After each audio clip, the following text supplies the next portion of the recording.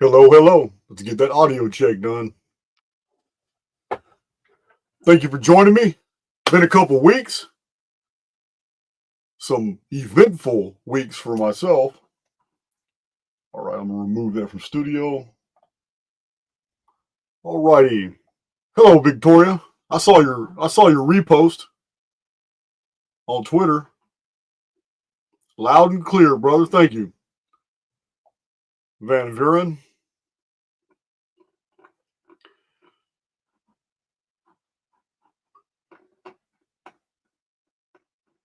All right, we're always taking bits and pieces from the book of Revelation in different presentations as they fit in whatever prophetic or eschatological narrative that we're giving a presentation on in the past. Never once have I ever gone through the entire book of Revelation, and it's become necessary. But before we get to that, before we get to what exactly this apocalypse is, I'm going to have to tell you, this is going to be a long video, but it's going to forever change your idea about what's really being conveyed here. And some of it is a bunch of Judeo-Christian programming. Is deep. It's deep. It's gotten the world to believe in all kinds of things that are untrue. And it's got many other people with deep pockets to even defend with huge bank accounts, defend these very deceptions that were put out there for this purpose. So, we're definitely going 3 hours or more. Yeah, we are. And I'm really bringing this presentation to you unanticipated. I never advertised doing this. I've never once made a promise to you guys we were ever going to go through the whole book of Revelation. I always do the 7 seals, trumpets, different aspects of the Revelation, but it kind of just fell into my lap. And it fell into my lap because, as you guys know, about 6 months ago, I was arrested by the U.S. Marshals. The only reason the Marshals were involved is because one county was accusing me of doing something, and yet I was arrested in a different county, so it's cross-jurisdictional. You guys know a pretty interesting motley crew of YouTubers, many of them listening to me now, had conspired against me and were working with law enforcement, basically telling on me for all kinds of things, real and imagined. Yeah, over 20 different accusations, and the investigators themselves eliminated about a dozen of them. Just stupid stuff. YouTubers hating on me. You guys know their names. I don't really care, because I have a really good attorney and I've completely done away with the charges now. I spent 11 days in jail, and that's simply because the court wanted to give me 2 years probation because I got hit with a 9-count indictment. In one single email I provided my attorney, and he showed it to the prosecution, instantly killed 6 points on that indictment. It's not my fault that the sheriff's department didn't register something that I had sent them a year ago. It's not my fault. But it was the main accusation against me. So 6 points were eliminated instantly. And as you know, I was on bond waiting to go to court when we did the Tampa meetup, when we did the North Carolina meetup, when we did the Virginia Beach meetup. I have never let prosecution slow me down. I don't care. For those of you who are remotely curious, you can go to their channels. But these are the guys who are now promoting on YouTube that snitching is cool. Tartarian Truth, Chalk Body Outline, Crypto Alchemist, Dave Knuckles, especially J Dreamers. I had no idea until recently how deep J Dreamers had been working against me, even back when I was promoting him 2 years ago. Really shocked me. So before I give you any details, it's not the subject matter of this video, but I now have my, because I have satisfied the court and I didn't want to do 2 years probation. I told my community at Virginia Beach, I'm not doing probation. I wrote that into my field. I'm not doing prison time. I'm not doing probation. I'm not doing none of that shit. So I really thought they were going to give me like a $10,000 fine because I was given permission to address the court, which is rare. But I told my attorney, I've paid you too much money. for me to sit here and be quiet while prosecution tells the judge things and you sit here and defend me. I really don't need you to defend me. I need about 30 seconds to address the court. And when I addressed the court, it was over with. Common sense alone that these charges are all bullshit. None of them, no court should be weaponized by competitors. If you can't compete with me on YouTube, then move around. But to use law enforcement against me, that's a new low. So I just want you guys to know who they are. It was J Dreamers and Tartarian Truth working together. And Dave Knuckles, they worked together with law enforcement. And so did Chalk Body Outline. So did, I mean, these guys, I don't mind being criticized. I mean, a bunch of these dudes have videos that I could go to YouTube and complain about, but I don't. I just leave it alone. But you know what? Snitching ain't cool. But it's over with for me. It's done. Because instead of 2 years probation and instead of a $10,000 fine, the court, seeing how bullshit this was, worked a deal with me on October 30th of last month. And they said if I'm willing to take that deal right then and there, all this goes away. So I said, lay it out to me. What's the deal? That's not going to have me do probation. So I didn't want to do probation. They said, look, we're going to give you 4 days credit on a 15-day sentence. It's called a 1244A. It's a 30-day sentence, but in Texas, it's automatically 50%. So it's 15 days. They gave me 4 days credit for accepting it that day. So all I had to do was 11 days in jail. And that's exactly what I did. And I'm telling you this because it's the reason why you're getting this video today. I was able to just clear my mind, borrow a guy's Bible that was in there. I didn't have anything because I was just passing through. I just had commissary that I was ordering off a kiosk. And I read the entire book of Revelation again, but this time with a critical eye after years and years, decades of research. I put together what you need to hear today. I put this together in the county jail. And this is only one of 3 videos that I put together during those 11 days. I think you're going to be very, very intrigued as this video progresses.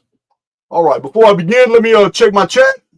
It's all good, guys. I've got no more constructive custody, no more probation. I don't have to submit paperwork no more everywhere I'm traveling like I've been doing. I don't have to do nothing. I'm not on bond anymore. I'm good. I'm good. The best possible outcome came. 11 days was nothing. 11 days was nothing, guys. It was a nice little old break. I did some reading. I also lit that tank, that cell block I was on, I lit it on fire.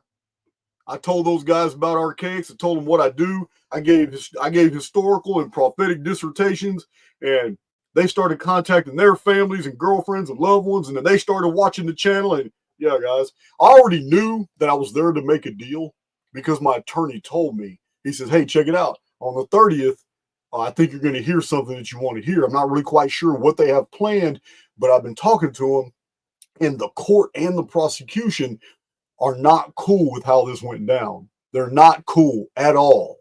That they did 6-month-long investigations with the U.S. Marshal's Office, only to find out that an email I sent a year ago had already put them on notice about the very things that I was indicted for. So it called the entire indictment under question because the other little 3 things that were on my indictment were not worth indicting someone. No grand jury would have approved that. They needed the big accusation to be true in order to get all the other 8 points on the indictment. But when the email overturned the largest accusation, now it kind of creates a problem because these little 3 things that were left, no grand jury would have thought that was worth indicting. These would have been corrected in-house. You had a problem, you needed to know something. Sheriff's department can easily just get on the phone and call me and it would have been squashed, but that's not what happened. What happened were YouTubers were painting scenarios that were untrue. and using video clips as evidence and all that. And then the investigators took that as truth instead of just contacting me and say, hey man, did you ever report this? Did you ever do this right here? Did you ever fulfill these obligations? It could be real simple. And I would have provided an email to those lead investigators, and it would have stopped 6 months of costly investigations that were done in Dawn's County of Harris County by the Harris County Sheriff's Department. They did a 6-month stakeout. Do you know how much money that is? Montgomery County did a 6-month stakeout. The Sheriff's Department. U.S. Marshals did a 6-month stakeout because it was trans-jurisdictional. 3 different law enforcement agencies spent money and time for 6 months investigating something that was already covered in an email a year ago. That's embarrassing. That's embarrassing, guys. So they were pretty pissed by listening to these YouTubers. And in the end, the prosecution and the judge both said, you know what? This ain't worth our time. This ain't worth going to jail over. It's not worth prison time. None of that. This is stupid. 3rd-degree felony. It's dumb. So they dropped it to the lowest defense possible to cover the 3 items that were just done in oversight. Things that I had neglected over the years. It's fine. It's cool. It's minor shit. And they gave me 5 days apiece for each of those three oversights, and then turn around and took me off the whole probation deal. So I'm pretty happy about it, guys. I've got exactly what I wanted. I got me a nice timeout, and I still have 3 videos that are scheduled to drop. Because you guys know, you have been watching videos the whole time I've been in jail, 11 days. I got out yesterday morning. So anyway, yeah, I still got 3 videos ready to drop. I'm going to have to reschedule them in between my live videos. So, having got all that bullshit out the way, you can visit their channels and you can tell them how much you appreciate this video here, because they are the reason you're getting this video. That's Tartarian Truth, Chalk Body Outline, Crypto Alchemist, bunch of bottom feeders, a bunch of losers whose own channels will never grow, because I've already explained in the Archaix tenets what it takes to succeed in life. I've got it all laid out in my We Immortals playlist. They just don't get it. They don't understand, man. It's easy. It's easy to succeed in life. There are principles that you must live by. And when you go against those principles, look what's happened to J Dreamers. All that attacking me, and all it did was, now look what's happening. He's going through some shit in the courts right now, and it has nothing to do with me. It has everything to do with spirit. You're always going to reap what you sow. So, having said that, I am excited about this video. So, the Book of Revelation. I really don't have time. I appreciate the support, guys. I don't have time to look at the chat. This is going to get, you guys are going to be looking at an 1853 right here, 1853 and 1854 version of the Book of Revelation, as well as commentary from my Bible. This is my Bible from the year 1664. This Bible was published 2 years before the great city of London was burned. This is 1664. We're going to be going through some commentary in here because their understanding of the Book of Revelation, it's not like today, guys. I'm going to hip you up to some really compelling things. So, the Book of Revelation was not accepted into the canon for a while. It was mysterious, it was enigmatic, and they needed a way to get the early Christian church to accept this material because it came from outside the fold. This video is going to cover the Book of Revelation as we have it today, but it will be followed by a second video that's going to remove all the Judeo-Christian elements from the text to see what we have left. It is the exact procedure used by scholars when they discovered the Gospel of Marcion. When they went through Matthew, Mark, Luke, and John, did a comparative analysis between the ones, and they removed everything in there that was different from each other. They kept the commonalities, but they removed everything at variance with every other gospel to provide a fifth text. The fifth text was put to the side, and it was almost exactly a copy of a more ancient document called the Sayings of Jesus. Yeah, guys, we're going to get deep into the origin of Matthew, Mark, Luke, and John in Archaix 3.0. We have new data to add to the old data that I've already brought to the table in my Dark Scriptures playlist. But for this video, we're going to do an analysis of the book of Revelation as it stands today, introduced into the Christian canon as a Judeo-Christian document. In the next video, coming right after this one, these videos are back to back, coming right after this one in a couple days, is another video on the book of Revelation. But we're going to remove all the stuff Judeo-Christianity added to it to include it into the canon. And then we're going to compare it with the prophetic texts that have been found all over the world. And what you're going to see is astonishing. I did not make this discovery in any time in the past. It was totally by accident when I did an experiment in the county jail just a week ago. So I'm pretty excited about all this.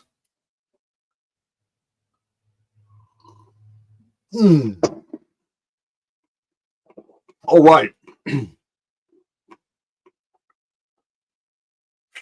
Man, thank you, moderators, for doing your thing, and thank you, Pamela Swan and other moderators who've been on other channels explaining to people that what was going on. And don't worry, I'll be out in a few days. I appreciate that.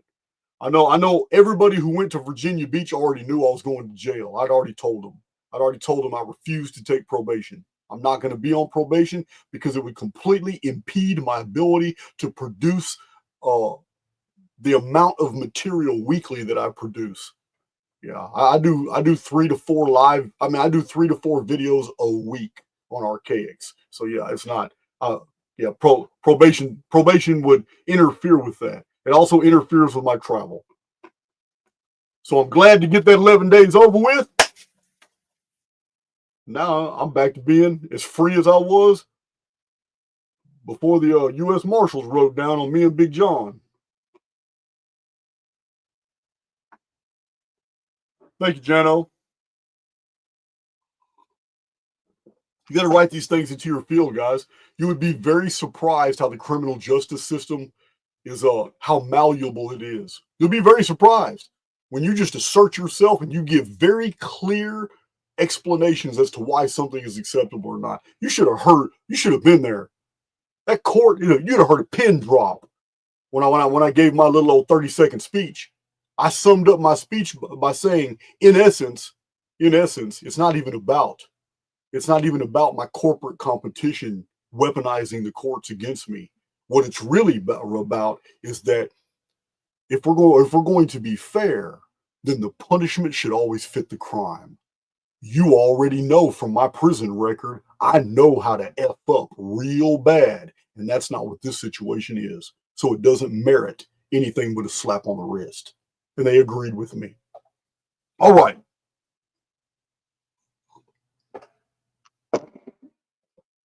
Courtroom is a bank. I can tell you more about it. I learned more about that, the force. The courtroom is a bank.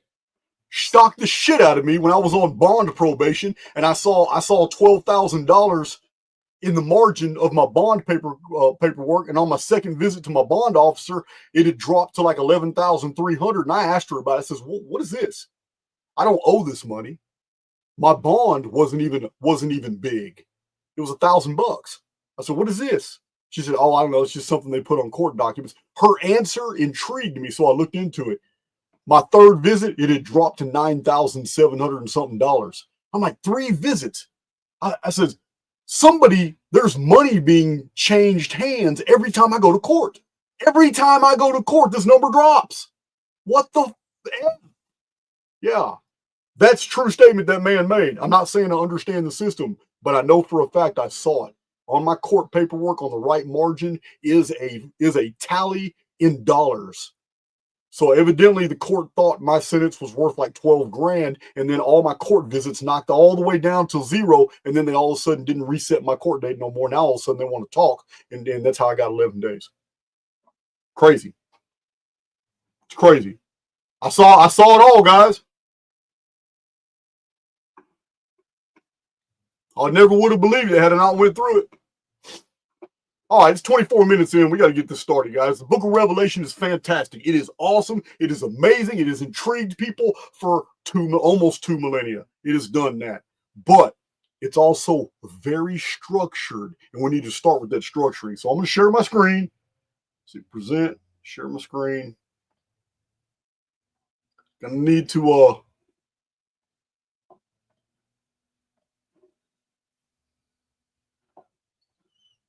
right, so in sharing my screen, we're going to go to APOC right here.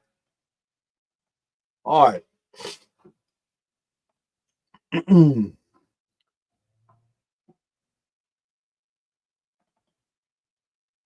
just want you guys to see what's going down.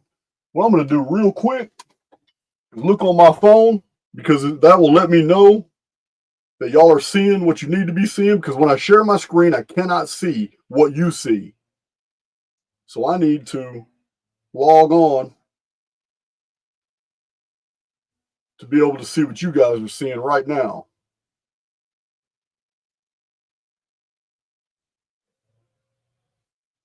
Okay, Archaix Decode live. I'm logging on right now. Okay, cool. Yeah, I'm just going to keep this on because that allows me to see the chat, and I can see what y'all see. Excellent. Yeah, I can see myself taking my hat off. Awesome.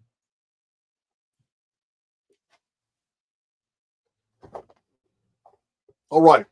So this is 1664 Bible. This is where some of the commentary for this video comes from. This is the cover page. I know those who order Archaix coins, you recognize that coin. I just do that in a lot of my pictures to show provenance, to show authenticity. Thank you, Michael Masek. To show authenticity that this is really in my library. Many people have doubted that I have the library that I do. So I started putting the Archaix coin in a lot of my pictures. Let's see. There it is at the bottom, 1664. That's when this biblical commentary right here. They had some really interesting things to say about the 7 seals. Their interpretation here in 1664. All right. So, Revelation chapter 1, verses 11. I'm going to give you specific verses. I'm going to let you read them with me, and then I'm going to sum up whole chapters, because there are messages within messages that we need to pay attention to understand the direction of the book of Revelation. Thank you, Captain Krampus. Now, starting in verse 11 of chapter 1, it says, I am Alpha and Omega, the first and the last. And what thou seest, write in a book, and send it unto the 7 churches which are in Asia, unto Ephesus, Smyrna, Pergamos, Thyatira, Sardis, Philadelphia, and Laodicea. Why is this verse important? For a message as profound that concerns the last days, isn't it striking that the 7 cities, that this message about the end of the world, these 7 cities are noted for being at the very beginning of human civilization? Zechariah Sitchin, Billy Carson, everybody wants to talk about Sumer Everybody wants to talk about the Sumerians being the oldest. No, they're not. They're the ones that preserved the archives and the traditions of the pre-flood world. But these cities here are all in one place in the world. The same land of Derinkuyu and the 59 underground cities of Turkey. All the Tepe sites, like Göbekli Tepe, that's where these cities are. These cities are surrounded by the Kuyuk sites. Huyuk sites, like 30 of them. The most famous being Cattle Huyuk. All the Tepe sites and all the Huyuk sites are antediluvian. They're pre-flood world. This is the same land as the flood traditions of Noah and Deucalion. This is ancient Turkey. This is the seat of the ancient Israelite cities of Ephesus, Smyrna, Pergamum, Thyatira, Philadelphia, Laodicea. This is the ancient place of Asia Minor in Turkey that exported Israelite civilizations fleet by fleet by fleet by fleet throughout the world. I've documented them in my Dark Scriptures playlist. There are 2 videos where I show you the maps and I show you all the historical references to all the times that the 10 tribes of Israel, who were at war with the southern tribe of Judah, how they kept getting overpopulated and they would send people to Miletus and the cities of Asia Minor, Ephesus, Pergamum, Smyrna, Thyatira, Philadelphia, and Laodicea, the Eastern Greek capital cities. And from there, they sent fleets to Albion, Earn, the Emerald Islands, ancient Ireland. Yeah, they were these are the fleets of the Danaan. These are the fleets of sea crops that came out of Egypt. The ancient land of Tros and the kingdom of Ilium, the Trojan War, the capital city of Troy. This is the land of Turkey. So the book of Revelation is wanting the writer to preserve the end of the world narrative in the established ancient cities in the land of the beginning, in the land of the underground cities of Derinkuyu, of Göbekli Tepe, of Cattle Huyuk, of the Ararat stories of Noah's Ark. Yeah, it's crazy, guys, that this stood out to me, that all 7 of these are in Turkey, the most ancient land, the pre-flood world. It's basically the center of activity in the pre-flood world. So, we'll get to Pergamum. You're going to learn more about Pergamum in a minute, but we need to move on to 2:7. This is chapter 2, verse 7. He that hath an ear, let him hear what the Spirit saith unto the churches. To him that overcometh will I give to eat of the tree of life, which is in the midst of the paradise of God. Ancient Turkey is the pre-flood world. Ancient Turkey somewhere is where the original Edens were located. And remember, in my own Göbekli Tepe videos, I explained to you guys, Edens were walled enclosures. That's what they mean. That's what that actually means. And they were referred to as paradises. The word paradise means walled garden. So here we have a reference in the beginning of Revelation of the paradise of God. We're still talking about prophecy in the land of Turkey. To he that overcometh, that is the key. I am introducing the Christian mysteries, because that's what the book of Revelation does in the first 4 chapters. It introduces to you the Christian mysteries before it goes into eschatology. Fear none of those things which thou shalt suffer. Behold, the devil shall cast some of you into prison, that ye may be tried, and ye shall have tribulation 10 days. Be thou faithful unto death, and I will give thee a crown of life. Again, this is a symbol of the Christian mysteries. He that hath an ear, let him hear what the Spirit saith unto the churches. He that overcometh shall not be hurt by the second death. Here are 3 promises that we've been given. Let's continue. This is chapter 2, verse 17. He that hath an ear, let him hear what the Spirit saith unto the churches. To him that overcometh will I give to eat of the hidden manna, and I will give him a white stone, and in the stone a new name written, which no man knoweth, saving he that receiveth it. Here are 6 or 7 things now promised in the Christian mysteries. Not one of these things can be taken literally. Everything here means something else.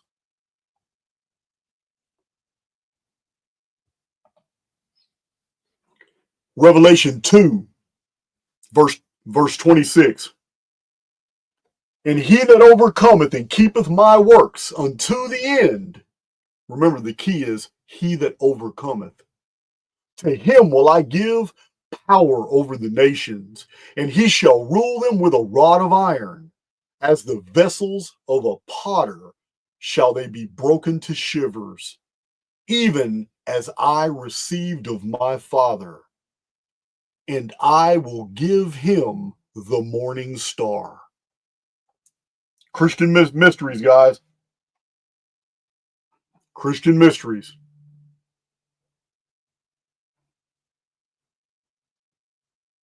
All right. Revelation chapter 3, verses 4 through 5. Thou hast a few names, even in Sardis, which have not defiled their garments, and they shall walk with me in white, for they are worthy. He that overcometh, the same shall be clothed in white raiment, and I will not blot his name out of the book of life, but I will confess his name before the Father and before his angels. What I'm telling you guys is it's not talking about garments as clothes. It's not talking about white as in just spiritual purity.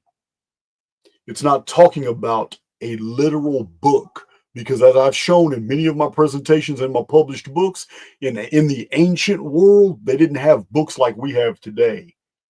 A book was any container of knowledge. Something that contains knowledge is a book. More on that in a minute. Revelation 3:12. We're going fast through the Christian mysteries. Him that overcometh will I make a pillar in the temple of my God, and he shall go no more out. And I will write upon him the name of my God, and the name of the city of my God, which is New Jerusalem, which cometh down out of heaven from my God. And I will write upon him my new name. You're reading about a pillar in a temple, a city, and a new name. But these are all symbols for something else.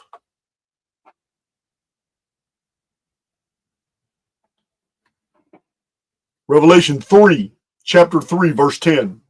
Because thou hast kept the word of my patience, I also will keep thee from the hour of temptation, which shall come upon all the world, to try them that dwell upon the earth.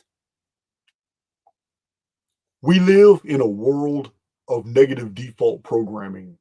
Deceit is in the design. This predator versus prey ecosphere is evident everywhere. And yet, in the prophetic narrative, we have here the Logos, the Word made flesh, literally telling a prophet of God that in the future, the entire world is going to be put to the test. That must be one hell of a deception. So, and what it is, we'll get to, because we're not stopping this video until we're done with the book of Revelation. So that was 310. In the book of Revelation, the word hour is used multiple times.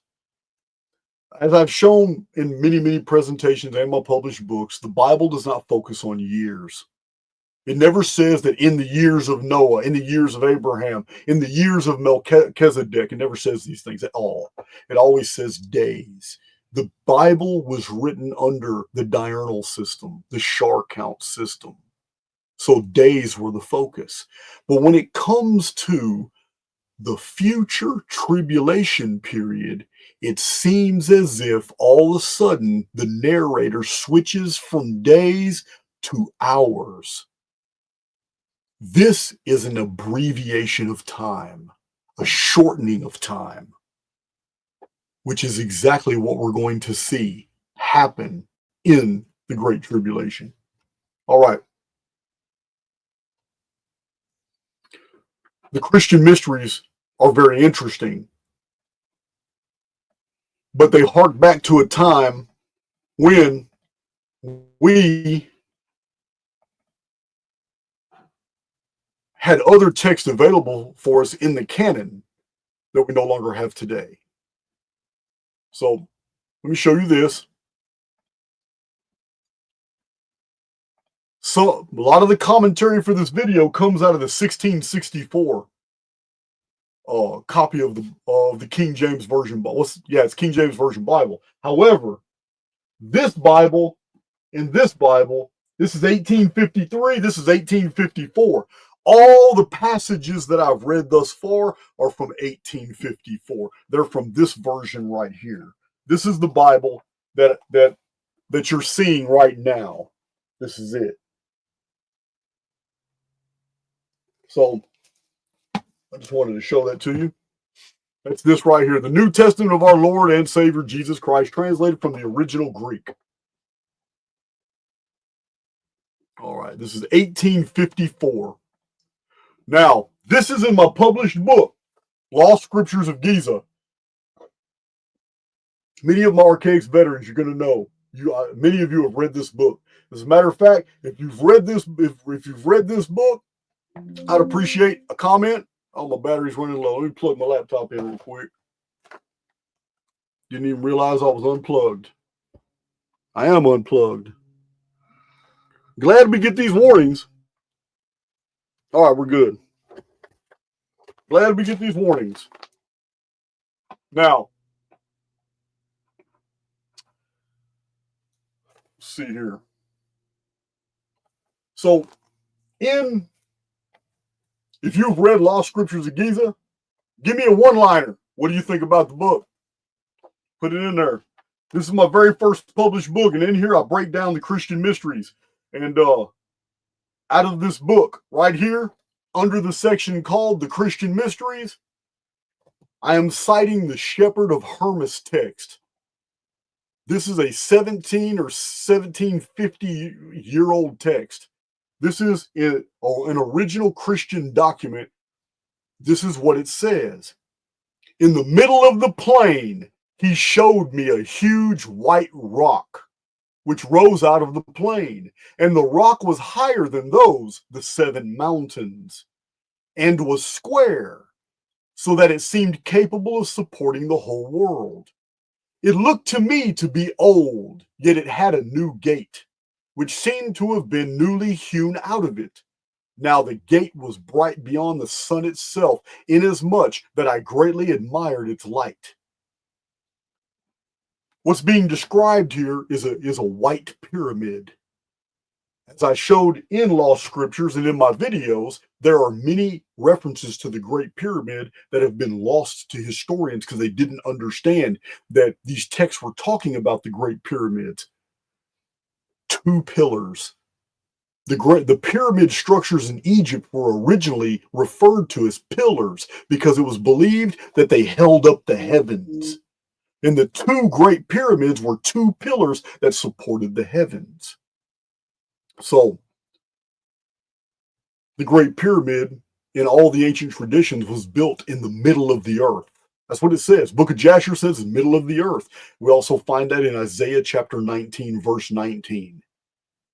Great Pyramid is referred to as a pillar, an altar, a testimony, and a witness in the midst of the land of Egypt. So this is a reference to the great. This is a spiritual reference to the Great Pyramid in Egypt, and this is exactly what Gerald Massey deduced as well in 1883. If you'll look at the bottom of the page, then did Hermas get shown the building of this white rock? Okay, that's not on this page. It's on the next one. Here it is. So this continues right here with the shepherd of Hermas. It says, appeared in the last days in the fullness of time that they shall attain salvation. Remember, it just left talking about a great pyramid. Now it's talking about a body of believers who are going to attain like another level of existence. Now may enter the kingdom of God. You have seen those stones which were not carried through the gate were sent away to their own places? I answered, Sir, I saw it. Thus he said, no man shall enter the kingdom of God, but he who shall take upon the name of the Son of God. And he said unto me, sawest thou those stones that were cast away? They indeed bore the name, but put not on their garment. I said, Sir, what is their garment? And he answered, saying, their very names are their garment. Ancient Christian text right here is explaining to us the Christian mysteries in the beginning of book of Revelation that are talking about a change happening in the human condition. And the change is so profound that our garment is altered. It becomes white. It's talking about receiving a new avatar. But this new avatar is so profound and it's able to operate in a whole other dimension of reality that's being euphemistically referred to as kingdom of God here, that it can't possibly bear the earthly name that was attached to its former habitation. Meaning the inheritance of the new avatar also necessitates the inheritance of a new name. And the new name is a pass into a whole nother world of experience because you've graduated from this one. We're going to see this unfold from different vantage points as this presentation continues. This is the shepherd of Hermas. Now, I'm going to go back. That's the shepherd of Hermas. And in this book, I'm not going to read all this, it's too much. But in this that we find in ancient Christian documents and in the shepherd of Hermas, Hermas watches as a mighty one, referred to as the Logos, appears, and 7 holy ones appear, and they begin building a super construction of white stones. But people are bringing the white stones. But if the person bringing the stone isn't fit for the construction project, they're not allowed to go through this gate. And they're even told to throw down their stones and go away. What's being built is a pyramid, but the pyramid keeps being referred to as both a pillar and a gate, also as a testimony. So that's what this is about. This is my first published book from 2006, and all this is being explained in this. Now, this allows us to understand what others are saying, such as, what is this? In 1 Peter chapter 2, verses 3 through 11. Let me show you what it says. So this right here is First Peter chapter 2, verses 3 through 11. And it's not in the book of Revelation, but it's a reference to the Christian mysteries. If so, be ye have tasted that the Lord is gracious, to whom coming as unto a living stone, disallowed indeed of men, but chosen of God, and precious, ye also, as lively stones, are built up a spiritual house, a holy priesthood, to offer up spiritual sacrifices, not real sacrifices, spiritual sacrifices acceptable to God by Jesus Christ. Wherefore also it is contained in the scripture, behold, I lay in Zion a chief cornerstone, elect, precious, and he that believeth on him shall not be confounded. All right, before I continue this passage, you have to know the word Zion has been hijacked. The people today who claim that they are the children of Zion are no such people. They are imposters.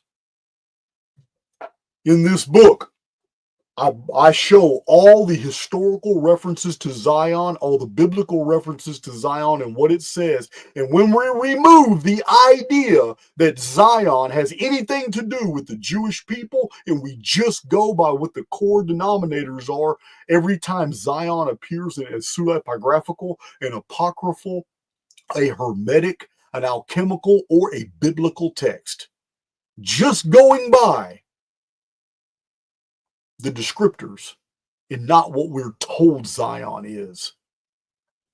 It paints a perfect picture of a gate, a pillar, a testimony built at the center of the earth, a holy and divine mountain, missing its chief cornerstone.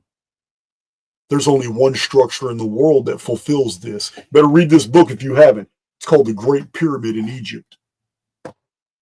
Now, wherefore also it is contained in the scripture, behold, I lay in Giza a chief cornerstone, elect, precious, and he that believeth on him shall not be confounded. Therefore, that structure is a symbol of someone. Unto you, therefore, which believe he is precious, but unto them which be disobedient, the stone which the builders disallowed, the same is made the head of the corner, and a stone of stumbling, and a rock of offense, even to them which stumble at the word, being disobedient, whereunto also they were appointed. But you are a chosen generation, a royal priesthood, a holy nation, a peculiar people, that ye should show forth the praises of him who hath called you out of darkness into this marvelous light. Guys, the letters of Paul to the seven churches are all Greek cities in Asia Minor and in the Aegean, Athens, Peloponnesus. The book of Revelation is addressed to Ionian Eastern Greek cities in Turkey. In the Old Testament, the Jews never walked in darkness. The prophecies of the Old Testament are very specific that the 10 lost tribes of Israel would spread across the four corners of the world, and they would be blessed, and they would become mighty kingdoms. They would become empires all the way into the last days. And during this entire time, they would always have a thorn in their side, their brother Judah, who would always afflict them.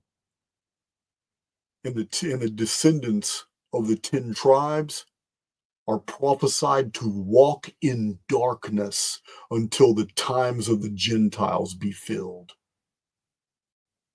Everything we've been told, guys, how to interpret the scriptures is through a Judaic lens.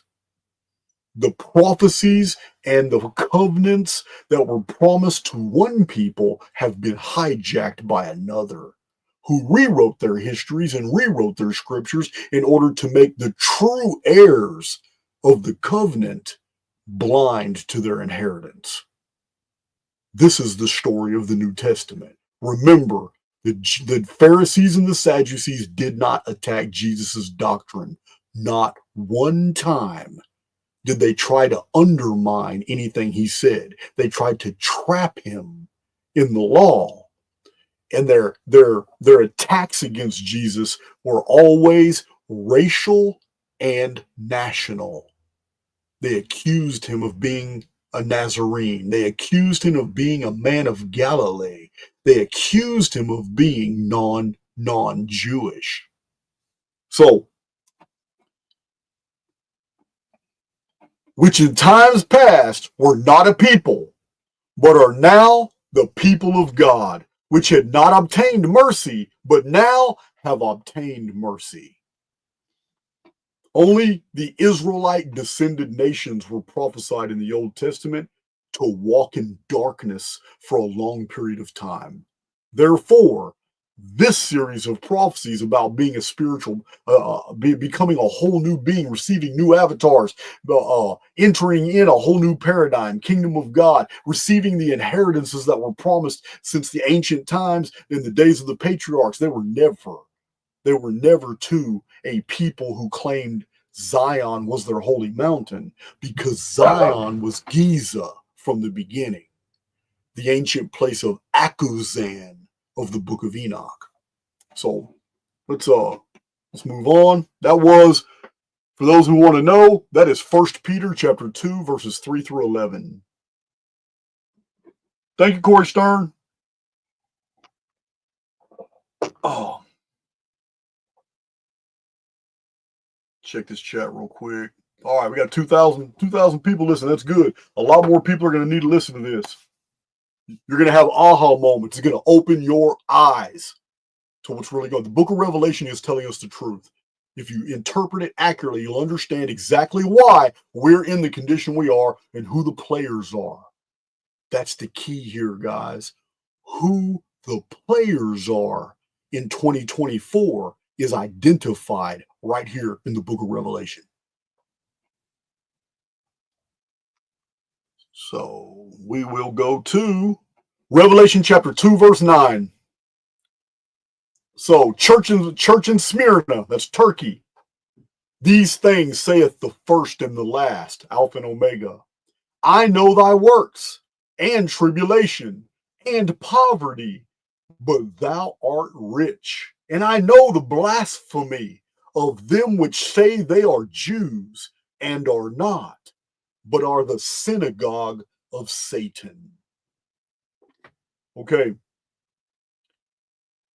Put this scripture into its proper chronological context, and you will understand that today's controversy concerning the difference between Khazarian Jews and the Sephardic Jews, now we have a problem, because there's a massive amount, millions of dollars, maybe hundreds of millions of dollars have been put out, paid to content creators, not Jason, but paid to content creators to put out videos to get you to think, oh, all this Jewish stuff, man, that's the Khazarian Mafia. That's the king. Khazarian Mafia didn't become Judean until the 7th century AD.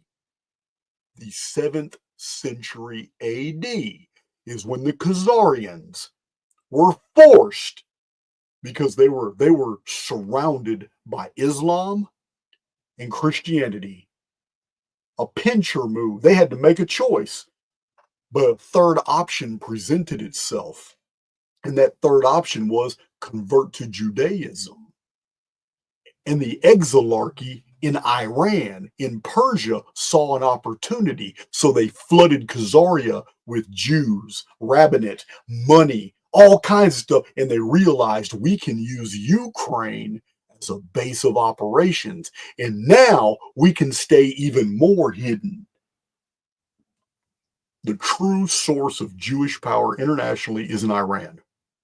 Always has been. Now, this is where the book of Ruth, the story of Haman, and all that. So,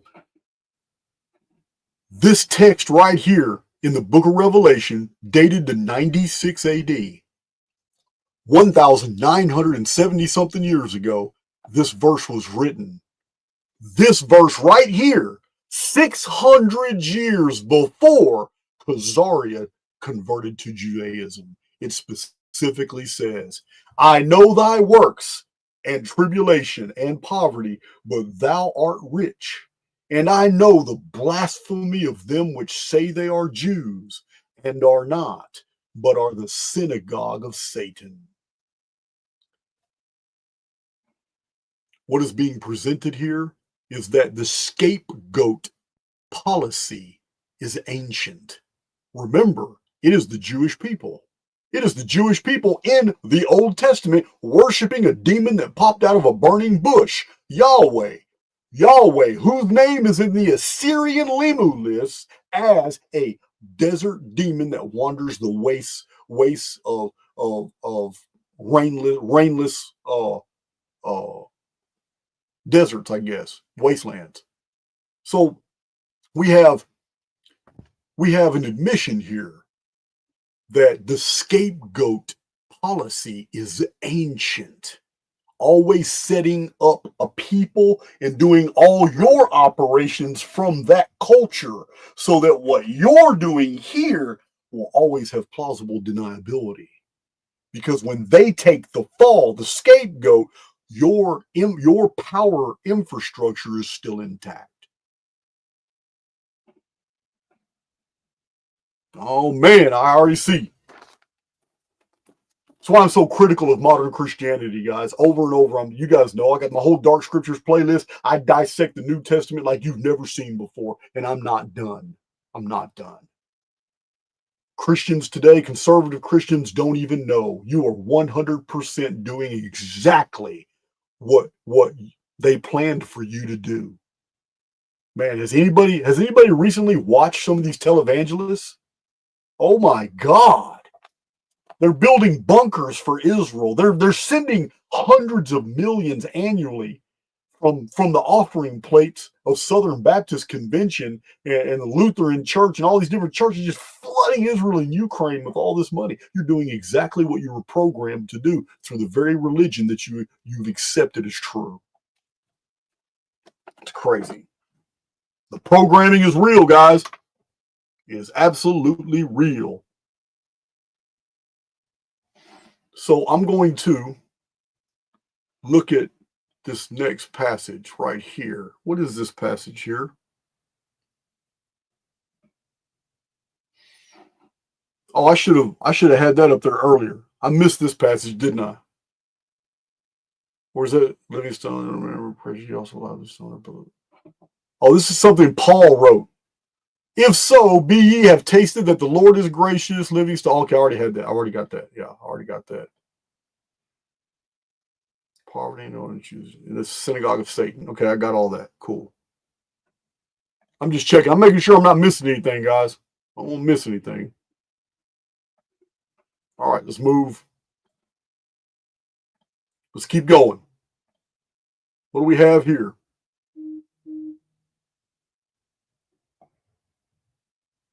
That's not it. That's for sure not it. Hold on. 212. That's not it at all. I'm missing something.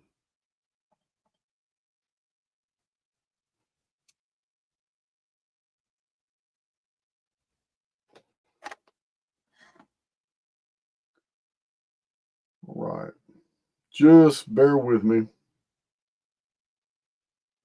Bear with me. All right, I might be in the wrong file. But maybe not. No? 212. Oh, okay. Here's Revelation 2:12. Revelation 2:12. And to the angel of the church in Pergamos write, these things saith he which hath the sharp sword with two edges. What does he say?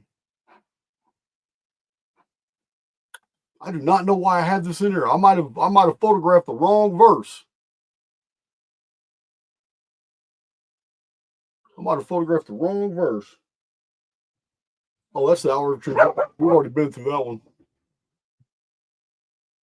Okay, Pergamos. For those who don't know, Paul wrote a statement about Pergamos saying that it's where Satan's throne was. He said that Satan's throne was at Pergamos. Now, there was a statue of Zeus in the temple of Pergamos, but it could be a reference to something else. It could be a reference to the fact that the Pergamum library was one of the most ancient and huge, vast library. It was the largest library of the ancient world until Alexander of Macedon had the Alexandrian library built in Egypt. And then the Pergamum library ended up donating all its oldest texts to the Senate in Rome. That's a key point here to understand.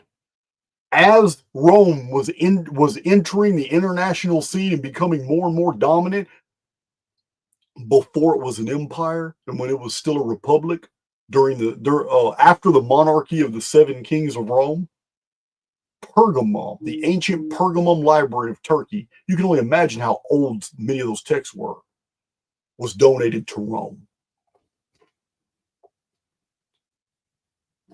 Let's see.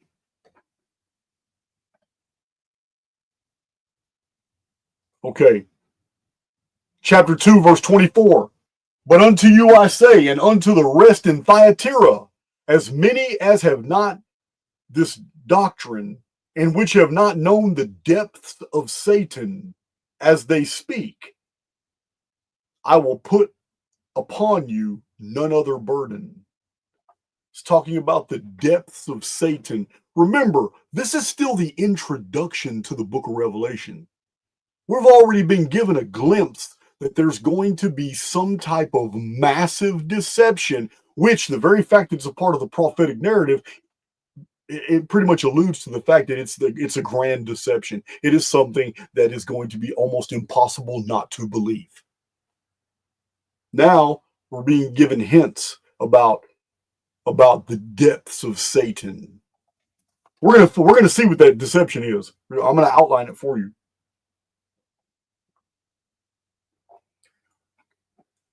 So we move to chapter 3, verse 9. Still in the introduction to the book of Revelation. Behold, I will make them of the synagogue of Satan, which say they are Jews and are not, but do lie. Behold, I will make them to come and worship before thy feet, and to know that I have loved thee. Who is God talking to here? He's not talking to the Jews. Who is God talking to here? God is talking to the descendants who are represented by the cities of Thyatira, Sardis, and the other 5 Greek Asia Minor cities located in Turkey, where the ancient Hittite Empire was, where the ancient Phrygian Empire was, the people later known throughout Europe as the Frisians, where the ancient Lydian Empire is, that fractured and splintered and then a huge population of them relocated to Thracia, another population relocated to Macedonia, Macedon, ancient Macedon, and then produced men like Alexander the Great. This is Northern Greek culture. They ended up taking over the world, fulfilling all kinds of ancient Israelite prophecies. All right. Oh, we got to go back. God, we got to go look in this other file. This other file's got something we need to see.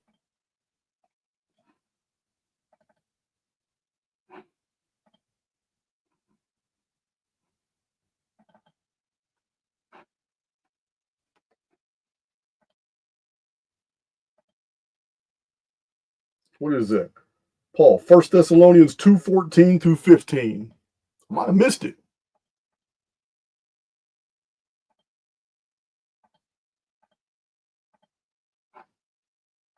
Yeah, bear with me. I'll pull the Bible out if I don't find it. It's a side. I got a sidebar note here, and what happened is I never photographed it. So let's go back. I don't want to miss it, so it's just one I didn't photograph. But on my sidebar next to Synagogue of Satan, I have 1 Thessalonians 2:14. So let's go look. Let me read this to you real quick. I wouldn't have put it there if it wasn't relative to what we're talking about. All right, 1 Thessalonians 2:14. Here's chapter 2.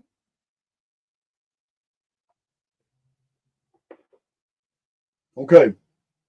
Concerning Synagogue of Satan, this is the intro to the book of Revelation. However,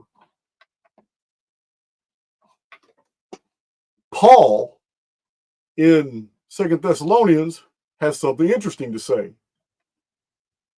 So let me read it to you. I'm just going to leave this on screen right now. For ye, brethren, became followers of the churches of God, which in Judea are in Christ Jesus. For ye also have suffered like things of your own countrymen, even as they have of the Jews, who both killed the Lord Jesus, and they killed their own prophets, and have persecuted us, and they please not God, and are contrary to all men.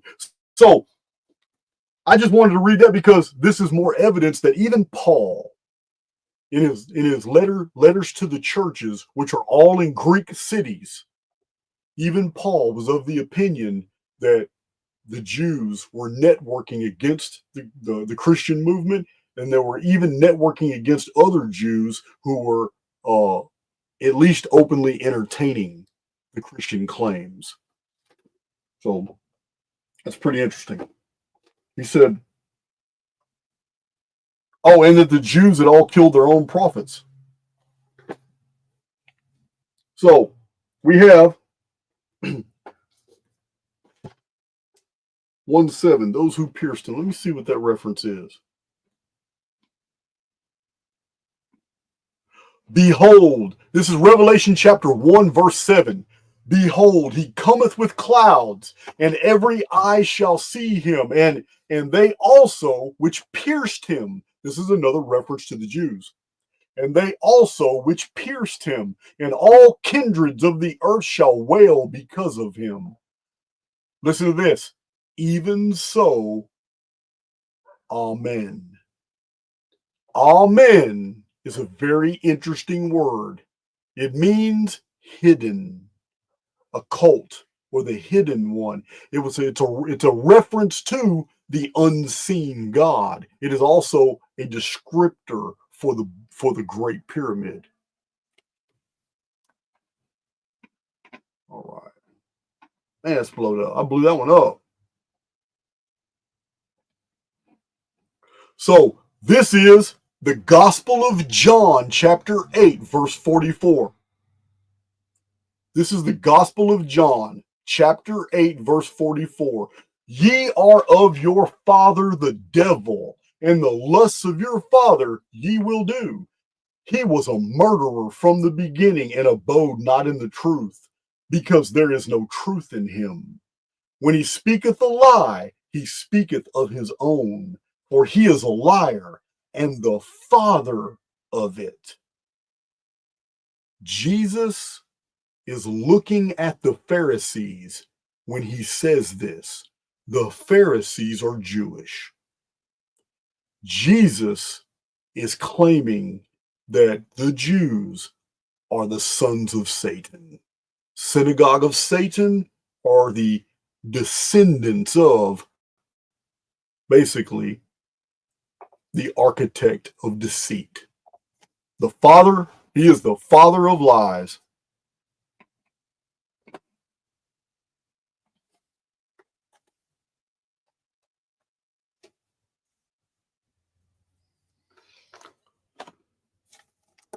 all very interesting.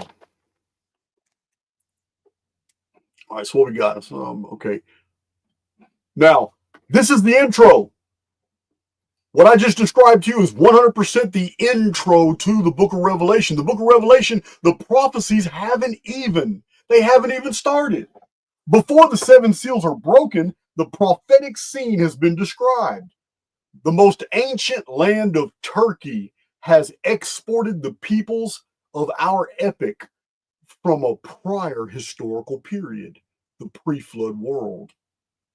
Out of this heritage, a holy people would emerge to become acceptable building materials to become a part of the family of God. This is the Christian mysteries.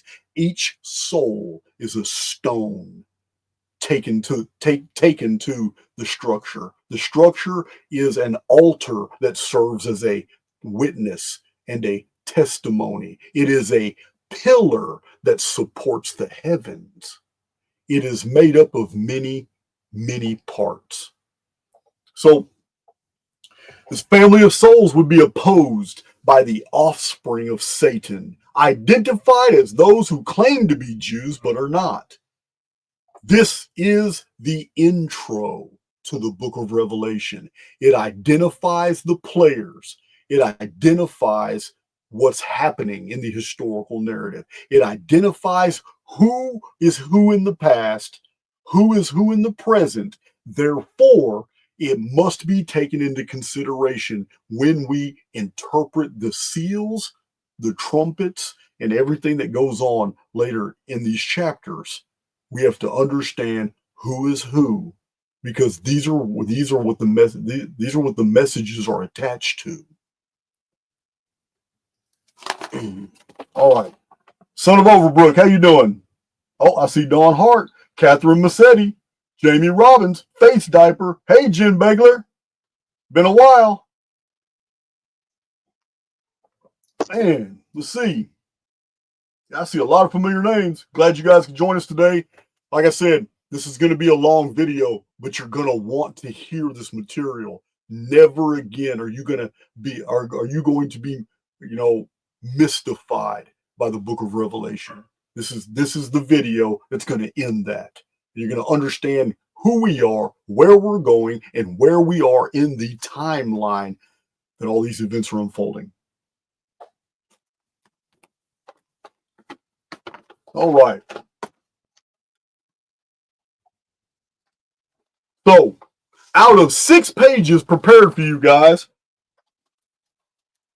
that's 1. The intro was 1. I'm not saying all the rest of this is going to take that long. Not. But I will say this. You guys know,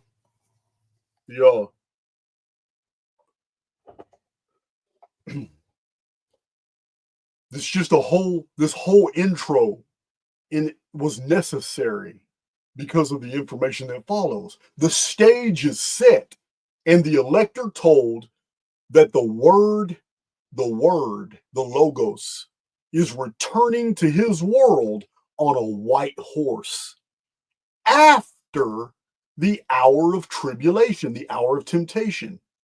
We are told this many times in the New Testament and in the book of Revelation that the word or the logos will return after the period of tribulation. And yet still, there are Christians today that interpret the first seal of the apocalypse, the white horseman with a bow, and a crown is given to him as being the return of Jesus. Amazing. The duplicity is shocking. Now, Revelation events begin with a false hero who initiates a series of man-made events. That's right, guys. These pre-tribulation events are the work of the enemy. And we've already identified who the enemy is. The 7 seals are very interesting because they prepare us for the Great Tribulation. But the 7 seals are about awakening. They're about the whole population. How many seals is it going to take before you know this is what's really happening? The first seal woke a lot of people up. The white horseman. But we already know who the enemy is, and the enemy, all four horsemen are enemies. All four horsemen are working against the human family. All four of them. Even in the Old Testament, the horse was a negative connotation. It broke up the earth. The horse hooves, the thundering of horses. Horses are never it might be a beautiful animal, but in the symbol of the Old Testament, it was a symbol of war. It was a symbol of rapidity. It was a symbol of oppression. So the enemy has been identified. The first horseman, the second horseman, the third horseman, and the fourth horseman are actually the operations of the Synagogue of Satan. My Archaix veterans already know what I'm talking about, especially concerning the first horseman. So let's look at it. Let's look at 6:2. This is Revelation chapter 6, verse 2. And I saw, and behold, a white horse, and he that sat on him had a bow, and a crown was given unto him, and he went forth conquering and to conquer. Words are not put in as eschatological passages randomly. It's almost as if AI wrote all this stuff because it is so perfect. This cross passage self-referencing phenomenon throughout Scripture. To he who overcometh, I will make you a pillar in the temple of my God. To he who overcometh, I will give you a crown, and I will give you the morning star. To he who overcometh, I will do this, do that, do that. And you know what? To he who overcometh simply means to he who conquers. But this right here, it's in the same context, because conquering to receive a divine inheritance, conquering to receive a new avatar called a white raiment, a white robe, conquering to receive a new eternal identity called a new name, conquering to receive the morning star, which is the key to understanding the interpretation of time. That type of conquering has nothing to do with taking a sword out, taking a bow and killing people and doing it. It's not. It's to overcome circumstances. It's to overcome deceptions. It's all spiritual. To he who overcometh, or to he who spiritually transcends whatever the phenomena is. So, and I saw, and behold, a centaur, a white horse, Chiron, and he that sat on him had a toxin, a bow, Greek, and a corona, an eclipse, was given unto him. And he went forth to spiritually suppress. And he spiritually suppressed. As you know from two of my prior videos, the white horseman represents Chiron, the ancient Greek centaur who taught the god Apollo medicine. Apollo was the father of Asclepius, the god of medicine. The symbol of Asclepius was the double staff, with the two serpents in the staff, the medical symbol today. Apollo, one of his consorts, was the goddess Pharmakia, or Pharmakia, where we get pharmacy from. She took up residence near a poisoned well. The Greek word for bow is toxon. It's very close to toxin. Apollo, the god of archery, of music, was specifically known for two things. He was the god of prophecy, and he was married to a goddess named Coronis, crown. What we have here is not divine. The first seal is broken. A white horse rides out into the world. White because this is the color of pharmakia. A false savior, the pharmaceutical industry, which is actually a murderer and killer, rides upon the world, quickly delivering a toxin to the human family that will ensure that many who suffer it are spiritually unable to perceive many things that other people who have not been exposed to it can perceive. It is a conquering of the spirit that is happening here.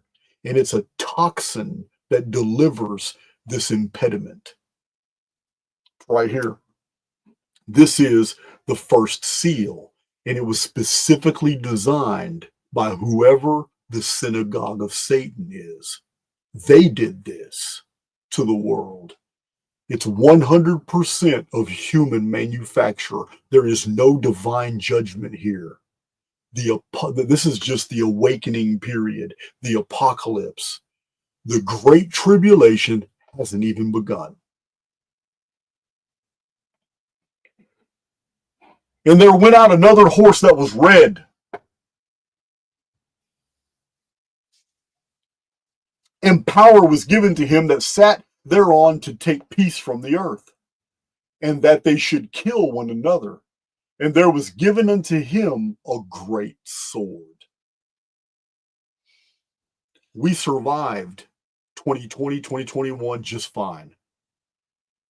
We're here today. You wouldn't be listening to my voice if you didn't survive. But the attack was real. But it was a sign for those who are awake to wake up. This is the time. This is what's happening. You're in the countdown period right now. But the world continues on. And the second horseman is no different. But the Judeo-Christian interpretation of the second horseman it doesn't comport with what we see in English. The Greek says something very different. And there went out another horse that was red, but it's not red. It's fiery, orangish yellow. It's a special Greek word. That was red. It's not a red horseman. It's a horseman that looks like it's on fire.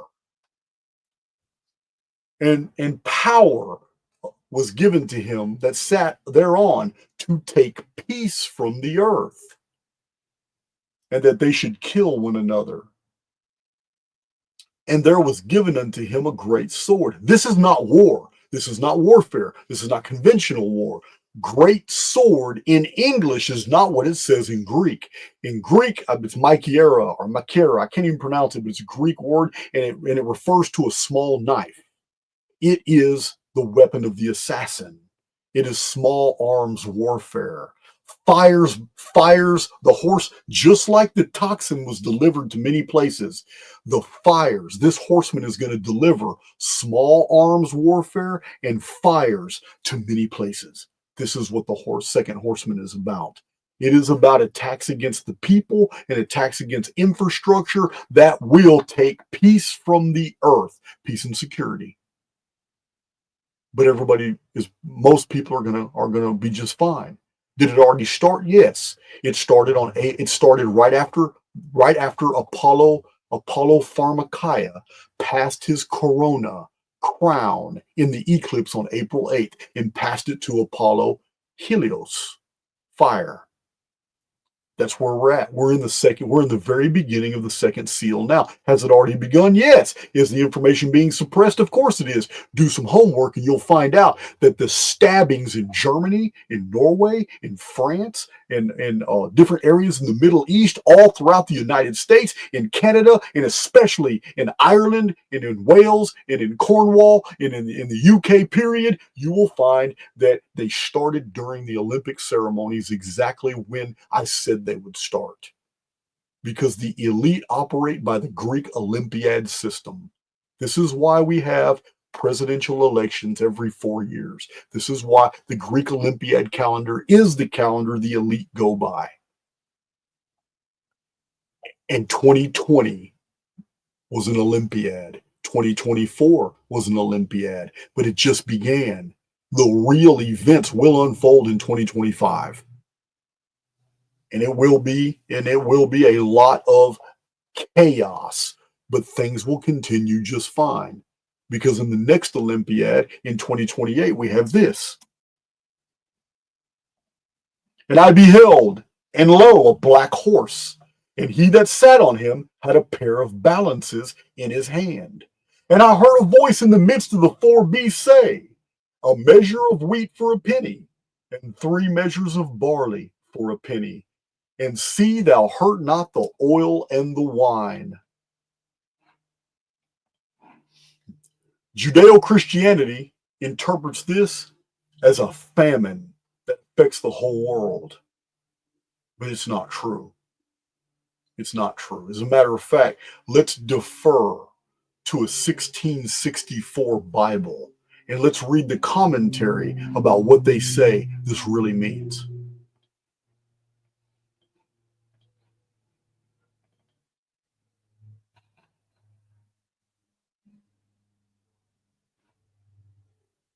Oh, I'm in the wrong file. Hold on. I'm in the wrong file. I know where I need to go.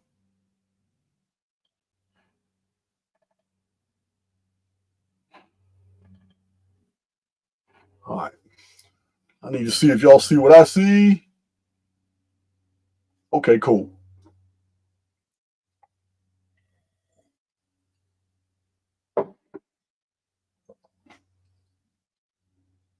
All right.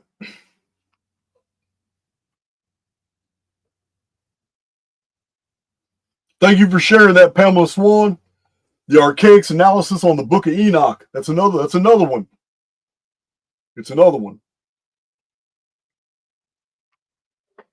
All right, let's move forward. The black horse. This is from a biblical commentary I have right here. The actual whole Bible with commentaries from the year 1664. It's a very old Bible. Got to take care of it. I have about a dozen Bibles, guys, from the 16 and 1700s and early 1800s. I collect Bibles pre-Civil War. This is a really good one. I don't know what y'all can see. I've already showed a picture of the fly leaves. Yeah, but here's I photographed the relevant part. So, a black horse. This is Old English. All the F's are actually S's. Well, most of the F's are S's. A black horse. By this seems to be meant the spiritual hunger after the bread of life, which is the true and pure word of God, which after the ruin of the Roman Empire did much afflict the church. What he's saying is this is still a spiritual understanding, just like the white horse introduced a toxin that spiritually harmed humanity, at least just the humanity that took the toxin. It does something to the mind. It spiritually deadens them, or it removes their ability to engage in the 3 main spiritual qualities that I talk about on my channel all the time: imagination, intuition, and empathy. These are the things that separate you from everything else. They are your hallmarks of immortality. It's what makes you connected to source. So he's saying this is what the commentary from 1664 says. The black horseman is further a spiritual deadening of the human race. He says a pair of balances, as it were, to distribute the bread by weight and proportion, as they used to do in great dearths. And he provides Leviticus 26:26 and Ezekiel 4:10 through 11, showing where a pair of balances was used in ancient times to show that when there was food shortages, they would weigh the food to provide it a price. Now, The black horseman is a spiritual deadening, but it does not mean that there isn't a real famine happening somewhere. But it's not everywhere, because the seven seals only affect 25% of the world, meaning 75% of the world are observers at what is going on somewhere else. So, a measure. This is interesting because this is the seven seals, and the word for measure in Greek is very close to phoenix. It's Phoenix. It's right here. Very close to Phoenix, the sixth seal is Phoenix, the word measure. The name of a measure which contained about 2 and 20 ounces weight, and the penny is the drachma, whereof 8 make an ounce, and so is signified a great dearth. That is, the spiritual famine shall notwithstanding be accompanied with great fleshly commodities. Pay attention to what's being said here. 2 different things can actually be true, because the human family, although it's one thing, 25% of the human family can be suffering a terrible famine. And the rest of the world is going, 75% of the world will be experiencing something totally different. I have talked to my own community about this. Many people didn't believe me. I even released videos 4 years ago explaining that Western nations, spearheaded by the United States, are going to enter a period of epic prosperity that has never been known in Western history. It's coming, and it's before the Phoenix phenomenon. It's coming. But it has a price, because it's literally going to bankrupt and create famine on 25% of the world.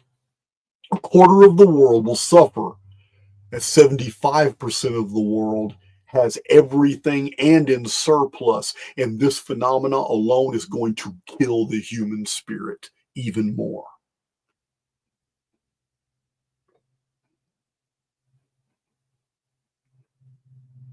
Anyway, it says, this period of famine is actually for others going to be accompanied with great fleshly commodities and pleasures, represented by oil and wine and oil, which are not so absolutely necessary for man's life as bread. What's being conveyed geniusly in one little small passage is that 75% of the world are going to be living like the elite. Everything's going to be available. Money's going to be everywhere. You can afford all kinds of things. And it's going to be in this way that the Synagogue of Satan is going to rob you of your spiritual discernment. They're going to do it with plenty. While a victim quarter of the world somewhere are absolutely stripped of their resources and their wealth, and they're left to starve. They are the scapegoat.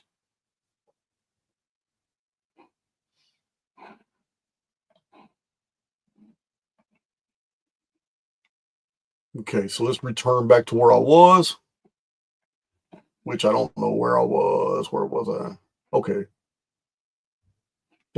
Okay, I got too many tabs open. It's been a while since I checked my chat. Let me check my chat.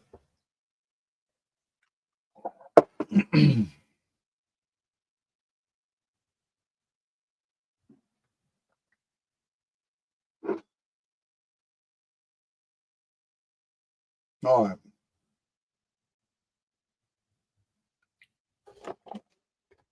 Let's do it. Let's do it. All right. I beheld, and lo, a black horse, and he that sat on him had a pair of balances in his hand. And I heard a voice in the midst of the 4 beasts say, a measure of wheat for a penny, and 3 measures of barley for a penny, and see thou hurt not the oil and the wine. in 1664, using the cross-referencing system of Scripture, using Scripture to interpret Scripture, it was ascertained in this old 1664 commentary that 25% of the world is going to suffer a terrible famine for a period of time, probably 4 years, and that the rest of the world was going to be living in a Garden of Eden, heavenly, rich paradise, living like the elite, and have absolutely an overabundance of resources. And it was in this way the black horse symbolizes a spiritual deadening of the people, and it's by human design. It is the Synagogue of Satan that designed this. Still, nothing divine here. Everything is of human provenance. Nothing divine here.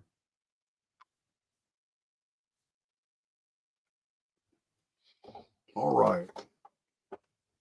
And I looked, and behold, a pale horse, and his name that sat on him was Death, and hell followed with him. And power was given unto them over a fourth part of the earth, to kill with sword, and with hunger, and with death, and with the beasts of the earth. That doesn't sound good. Now, and I looked, and behold, a pale horse. Pale as chloros, often seen as a greenish, pale, diseased, very skinny wraith. A pale horse. This is due to famine, due to starvation and disease. Excuse me. And his name that sat on him was Death. The very fact that we know that it's also a spiritual interpretation, meaning that victims during this famine period, which is actually genius because it's a famine on two levels. In the material world, it's a lack of food and resources for a quarter of the population. But for 75% of the population, it's a lack of spirit. Spirit stops flowing. People become, it's death. And hell followed with him.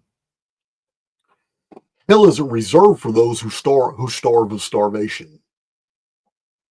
Hell is reserved for those who are spiritually starved.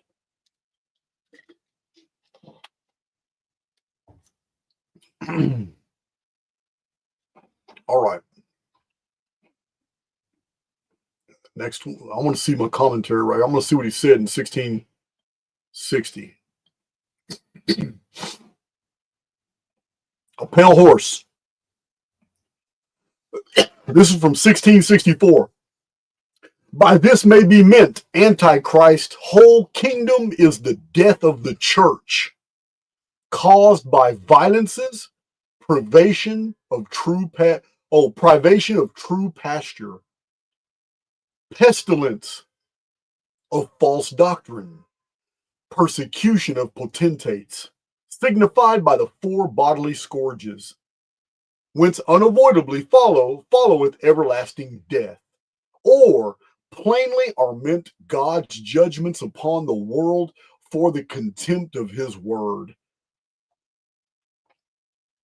Over the fourth of the world, as indeed the kingdom of Antichrist seems to have taken so much part of the world. This is also in Judeo-Christian interpretations, though, of other prophecies, that the Antichrist beast kingdom only actually takes over a quarter of the world. But that kingdom hasn't started yet, because as we'll see in Revelation, the Antichrist doesn't even appear until the Great Tribulation, and it's after a significant event. The Antichrist makes no appearance during the seven seals. All right. It's been a while. I'm going to check my time. Let me return to you guys for a minute. All right. 2,300 in the chat. That's nice. That's nice. Appreciate you guys for joining me. Just check my chat real quick before I continue. Our pace will get faster and faster. The introduction was the slowest part.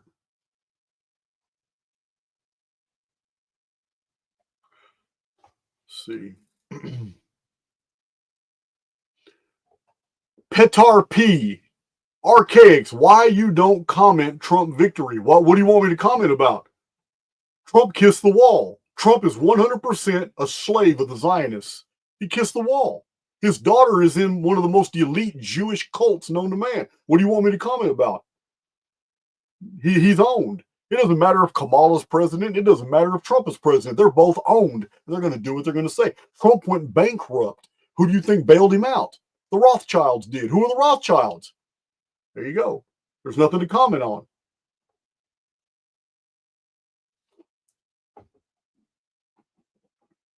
He's going to do whatever the Zionists tell him to do.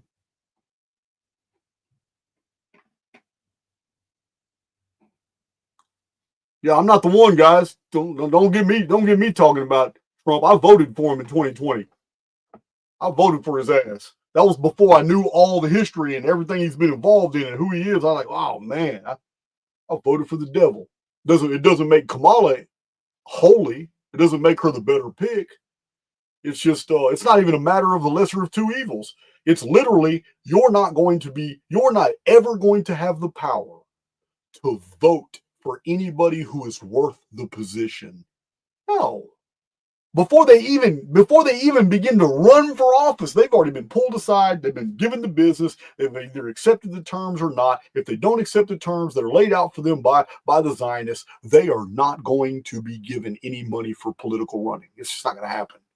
Yeah, this is not the world we live in. Elections are false. They're bullshit. They're psyops. Every single election is a psyop. The reason it's a psyop is because if you think the votes are really counted, they don't give a damn about that shit. It's all smoke and mirrors, every fucking bit of it. Every bit of it. It's so stupid. The whole system we have is so dumb. It's even dumber that people still believe in it. It's crazy. Yeah, the only leaders you're ever going to have are those who sign the contract. Those who sign the contract. They're the only ones. Yeah, man, Trump's no good. No good. And mark my words. I promise you, when that man becomes president, he's not going to pardon anyone from January 6th. Yeah, Trump sucks. Let's see here. But it doesn't even matter. It's like the whole Judeo-Christian conservative movement in America is so up Trump's back. It doesn't matter if he starts passing anti-American legislation. He starts taking people's rights, privileges, and immunities. It doesn't matter if they actually start publicizing just how many foreigners are actually in control of FEMA, are in control, are in cabinet level positions. If you knew how many cabinet level positions had dual citizenships, it'd blow your mind. Yeah, man, the United States is a captured operation. Trump was an actor, always has been, and that's what he's still doing now. He's just acting. Just like those dumb assassination attempts, all acts. It's all stage play. Yeah, all you got to do is follow the shoes.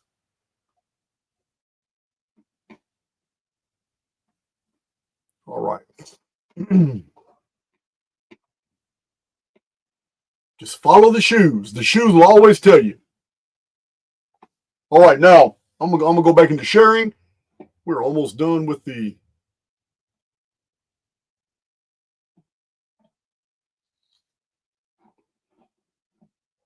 All right, share. Where are we at here? Let's go. All right, and the next one. Okay. Again, the fifth seal. If what I just told you is true, that the white horseman was a deliberate attack on the human family to spiritually suppress them, meaning the toxin that was delivered by the pharmaceutical giants to the human family does something to inside that prevents human spirits from maturing or doing something.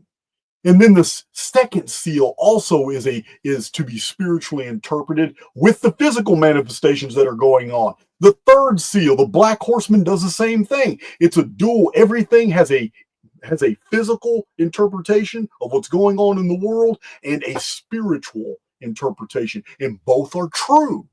They do not cancel each other out. If that is true, here it is again. And when he had opened the fifth seal, I saw under the altar the souls of them that were slain for the word of God and for the testimony which they held. Two key words here. Two key words here are attached to a geometrical principle in this video. Archaix veterans, I know you're going to understand what I'm saying. The number 5 is represented as a pentagram. It's a two-dimensional form. Well, what have I shown you many times in my Great Pyramid videos? When you take 5 points and turn them into a 3-dimensional figure, it becomes 4 at the base and 1 at the top. It becomes a prism. A prism is a pyramid. The number 5 identifies the pyramid. The number 5 as a pentagram identifies 10 108-degree angles, giving us the number 1080. The ancient Annus Mundi calendar, the year 1080 years before of the pre-flood world, 1080 is the year 2815 BC. It is actually the 90th year of the Great Pyramid's construction. What is 90 years? It's 1080 months. It's 1080 months. And this is why the coffin text prophecies on coffin text spell 1080 talk about a structure that was delivered from the heavens and planted in the desert of sand in Egypt. It's called coffin text spell 1080. It's all there. And when he had opened the fifth seal, when he had opened the seal concerning the Great Pyramid of Giza, I saw under the altar is the altar of Adam, which is the Great Pyramid of Giza in the book of Jubilees. The altar that is mentioned in Isaiah chapter 19, verse 19, concerning the testimony. Right here, it says, and for the testimony which they held. The Great Pyramid was called a pillar, an altar, a testimony, and a witness in the land of Egypt. Here it is. I saw under the altar the souls of them that were slain for the word of God and for the testimony which they held. The Great Pyramid is made of 2.5 million stones. Each stone is a soul of man in the Shepherd of Hermas text. These are the Christian mysteries. And they cried out with a loud voice, how long, O Lord, holy and true, dost thou not judge and avenge our blood on them that dwell on the earth? And white robes were given unto every one of them, and it was said unto them that they should rest, yet for a little season, until their fellow servants also and their brethren that should be killed as they were should be fulfilled. The fifth seal begins a period now where the dead are receiving their avatars. They're not being born back into the Sim Cycle series. We're living Sim cycles. This is why little kids remember past lives. Your soul has gone through many, many of these permutations, developing its divine personality. And there's a memory wipe between each one because you're jacked into the central nervous system. The central nervous system is a series of filters that processes out olfactory data, visual, optical data, audio data, sensorial data. It filters all out so you can process the world sequentially. So an immortal soul wearing a part of the construct called the avatar can actually move through existence and understand everything that's going on around. But it's a series of filters. If you were to remove those filters, you would see nothing but white light. That's it. The filters are necessary because the immortal inside the construct is restricted. Outside the construct, the immortal would require a very different avatar than the one we have here. This avatar is made from the components of the construct itself. But outside the construct, a new avatar would be necessary. And they receive their white robes. Why? Because they're a part of the altar. They have made their testimony. They are witnesses. They are among the body of stones of the Great Pyramid, which is the monument of God. In my Father's house are many mansions. Mansions are places of residence. Each stone resides in the structure. The goal is to he who overcometh. You got to overcome all the deceit and deceptions of the world and remain pure. And the only way to do that is to follow exactly what the divine directive is. Remember, there's 615 laws in the Old Testament, but that's the synagogue of Satan. The only law that the Logos told people was to do unto others as you would have them do unto you. That is the only divine directive. Because if you were to do that, everything else falls into place. So remember, the truth is always simple.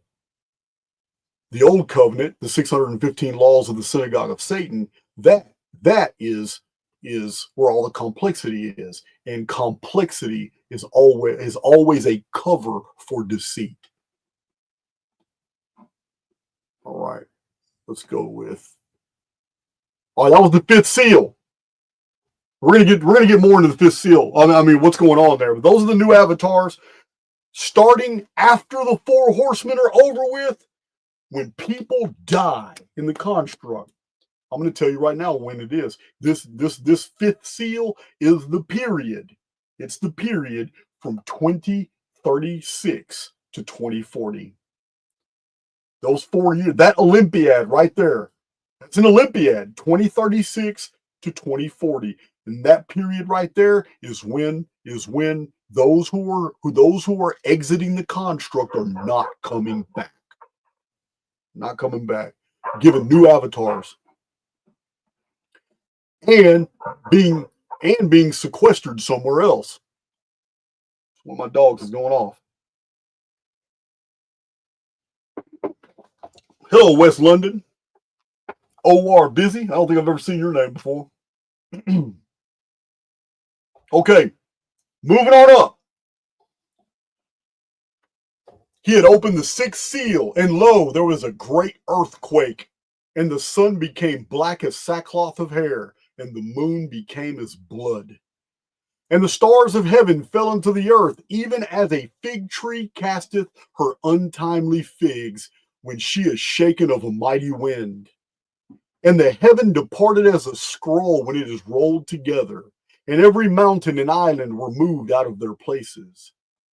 And the kings of the earth, and the great men, and the rich men, and the chief captains, and the mighty men, and every bondman and every free man hid themselves in the dens and in the rocks of the mountains. Where have we heard these descriptors before? You already know. You already know. This is the Phoenix phenomenon, and it is now the very first event that happens in the world of celestial impact. Everything up until this, because remember the fifth seal was spiritual phenomena. It's what's going on outside the construct. People are given their avatars. The sixth seal is the first time you can what insurance companies would call is an act of God. This is not done by man. That's why it's not a horseman. The first horseman, second, third, and fourth horseman are all man-made, human manufactured events of the Synagogue of Satan. That's what they are. But not the sixth seal.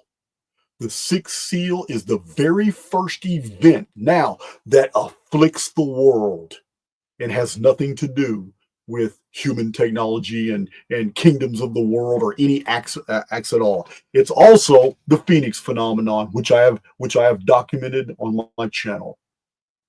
The 138-year Phoenix phenomenon. But it doesn't happen bad every 138 years. There's just evidence that the phenomenon is operative every 138 years. But it's only really bad every 552 years. And then it's epically terrible, world destroying every 1656 years. 552 and 1656 are both divisible by 138. Now, many of you new to my channel have no idea what I'm talking about, but there are Archaix veterans, fact checkers, people who have ordered all my books, people who have gotten all my free PDFs, read all 200 of my articles on my thumb drives, that have seen the hundreds of videos that I have presented, just as data-packed as this one on the Phoenix phenomenon, and will tell you right now in the comments section that the Phoenix phenomenon is real. This is not invention. There's no creative license here. This is something for which I can debate and will back up and will overwhelm you with data. It's very real.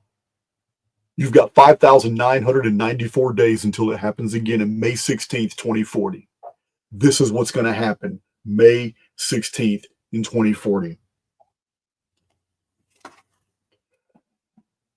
There was a great earthquake. Earthquakes happen all the time, so we're talking about something worldwide. And the sun became black as sackcloth of hair, and the moon became as blood. So the moon turns blood red, but it's not a blood moon. This is something that's been documented in the historical record many times. We're not talking about blood moons. We're talking about a very deep, dark red. And we're talking about the sun almost disappearing into the sky to where it's just seen as it's not even seen as a circle. It's seen as a light area because now the sky is covered in something. Sackcloth covers. The word sackcloth is key to understanding what's happening to the sky, because it's going to be revealed in coming passages that the sky has changed fundamentally. So now the sunlight's not coming through. The sky has darkened. The sun became black as sackcloth of hair, and the moon became as blood. And the stars of heaven fell into the earth. This is not metaphorical. We have some type of bolide impacts. Even as a fig tree casteth her untimely figs when she is shaken of a mighty wind. The mighty wind here is something that is caused by spirit, just like the book of Genesis. In order to renovate a pre-existing destroyed world, in Genesis 1 chapter 2, we have the Spirit of God like a wind hovering over the waters. And it separated the light from the darkness. And the evening and the morning was the first day. And the heaven departed as a scroll when it is rolled together. That right there means if the heaven rolls away like a scroll, then that means what is being visually witnessed is a pole shift. I'm not saying pole shifts are real. I believe the sky is simulated. But if the whole stellosphere shifts like a scroll, and the sun turns black as sackcloth and the moon turns red, then they whip over the horizon, then it's the same effect. We're just talking semantics now. It doesn't matter that I don't believe we live on a globe. I believe the sky is simulated.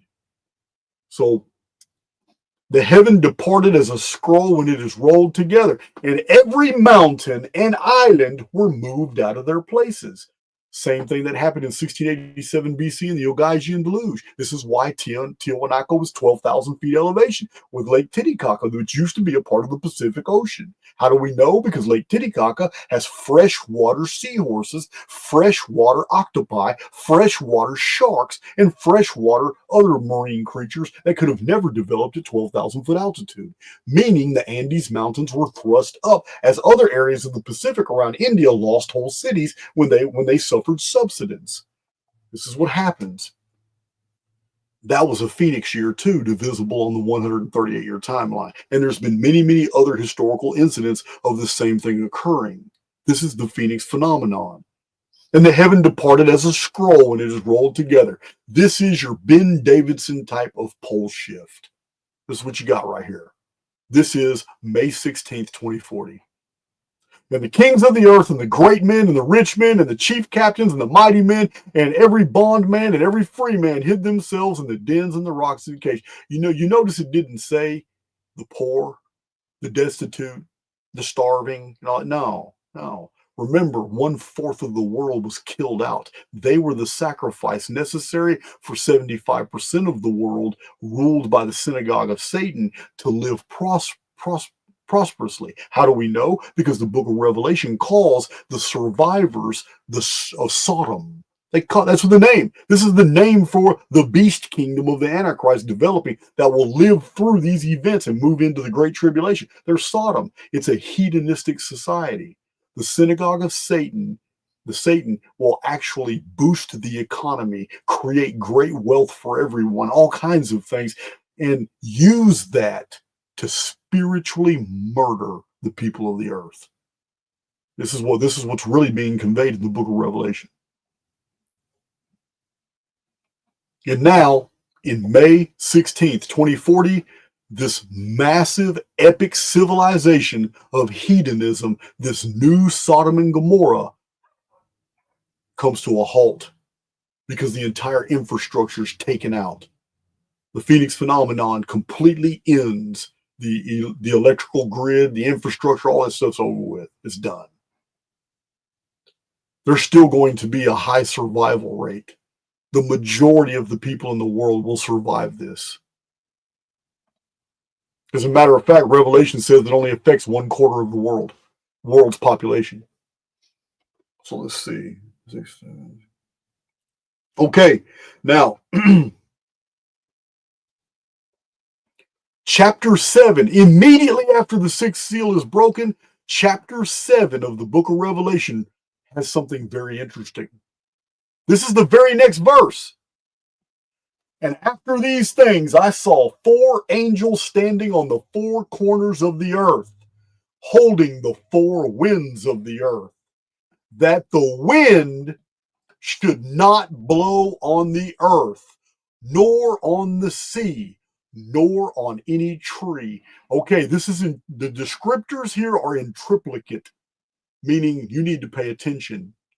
Right after the sun turns black as sackcloth of hair and the moon turns red and the sky rolls away and there's a massive earthquake and people are hiding in caves and rocks and they're terrified, their infrastructure has collapsed. Right after that event, the entire world is still. There is no wind. The reason I'm being dramatic is because the scripture describes this in triplicate. Not blow on the earth, nor on the sea, nor on any tree. It's trying to get you to understand that there is no breeze. There is no wind. Something has happened. Everything is still after this massive worldwide destruction. Let's go to Revelation 7:13. And one of the elders answered, saying unto me, What are these which are arrayed in white robes? And whence came they? And I said unto him, Sir, thou knowest. And he said to me, These are they which came out of great tribulation, and have washed their robes, and made them white in the blood of the Lamb. So it is during the seals and right after, all the way into the great tribulation, that the dead, the righteous dead, the elect, the stones are given new avatars, and they are not recycled back into the tribulation period. They're gone. You die one time during the tribulation period and you do not come back. Let's move to chapter 8, Revelation chapter 8, verse 1. And when he had opened the 7th seal, this is right after the 6th seal. And when he had opened the 7th seal, there was silence in heaven about the space of half an hour. Okay. We come across these references to hours in the apocalypse. A total departure from the normal prophetic term of days, as in the days of Noah, so shall also be the coming of the Son of Man. As in the days of Enoch, as in the days of Mahalalel. But no, we don't get that anymore. Now we get hours. Everything's broken into hours in the book of Revelation now. Half an hour, of course, would be half that time period. So Revelation is structured, the entire book of Revelation is structured in a series of sevens. There are 7 candlesticks. There are 7 stars. There are 7 angels. There are 7 churches, 7 cities. There are 7 messages to the churches. There are 7 seals, 7 thunders, 7 trumpets, 7 bowls of wrath. There are 7 mountains upon which the woman sitteth, and there are 7 kings. So, there's probably more 7s than that, but all these 7s with the principal structuring of the book of Revelation modeled in Sabbaths, 7s, then an hour would be 7 years. Half an hour would be 3.5 years. The reason we know this interpretation is accurate is because Revelation breaks it down even further and says it's 1,260 days. 1,260 days is precisely 3 prophetic years of 360 days each, plus a half a year, 180 days. So we know the interpretation is true. No wind and total silence after the 6th seal means Phoenix collapsed worldwide infrastructures and the sky remains still. My Archaix veterans already know where I'm going with this. The Revelation record is describing the world before the flood. Remember, the great flood was the collapse of the vapor canopy when the sun was born and started the sun calendars. And it started instead of the post technolithic period. As soon as the sun appeared after the great flood in 2239 BC, it began the Heliolithic maritime empire period. This is when new gods appeared. In Egypt, Horus appeared, whose name is the origin of ours. Horus was the new god. Who was the new god? The sun. Most people don't know this, but the ancient Egyptian pantheon did not venerate the sun. Horus was the last god to be honored in Egypt. And yet, it's the sun. Why? Because the earlier Egyptian pantheon was already designed during the vapor canopy period when no sun was in the sky. The same thing happened in Sumerian culture. The latest god to enter the Sumerian pantheon was Utu, Akkadian, Sumerian. Utu in Sumerian, but in Akkadian, Babylonian, and Assyrian, it was Shamash or Samasu. This was the sun, but the sun was the last of the gods to enter the pantheon. The reason is because Sumerian history is divided, just like Egyptian history, in the first and second intermediate periods to the pre-flood world. Yeah, the Egyptian scholars just don't want to admit that Egypt recognizes a great flood. Instead, they don't call it a flood. They call it an intermediate period that lasted 300 years. So anyway, long story short, Revelation right here is describing a return of the vapor canopy. No more wind and absolute silence after the 6th seal of the apocalypse. The return of the Phoenix. May 16th, 2040. It's the subject matter of my channel. For those of you new to my channel, you don't know what I'm talking about, you might want to go look at my Phoenix Phenomenon playlist because it will forever change your idea of how history truly unfolded and what we're expecting in 5,994 days, which is less than 16 years. And the 7 angels, which had the 7 trumpets, prepared themselves to sound. Let's see. Let me get over here. Knock those out. We'll be moving a little bit faster now. So, there's a period of time here before the 7 trumpets even sound. There's a good period of time. And the first angel sounded, and they're following. Okay, wait a minute. Hold on. Prepared themselves to sound. And we already know it's a space of half an hour, 3.5 years. So what basically we've been given here is that 3.5 years after May of 2040, there's nothing happening. It's dead silent. There's no wind. Vapor canopies forming. And you got Archaix veterans. You already know what happens during vapor canopies to the human body.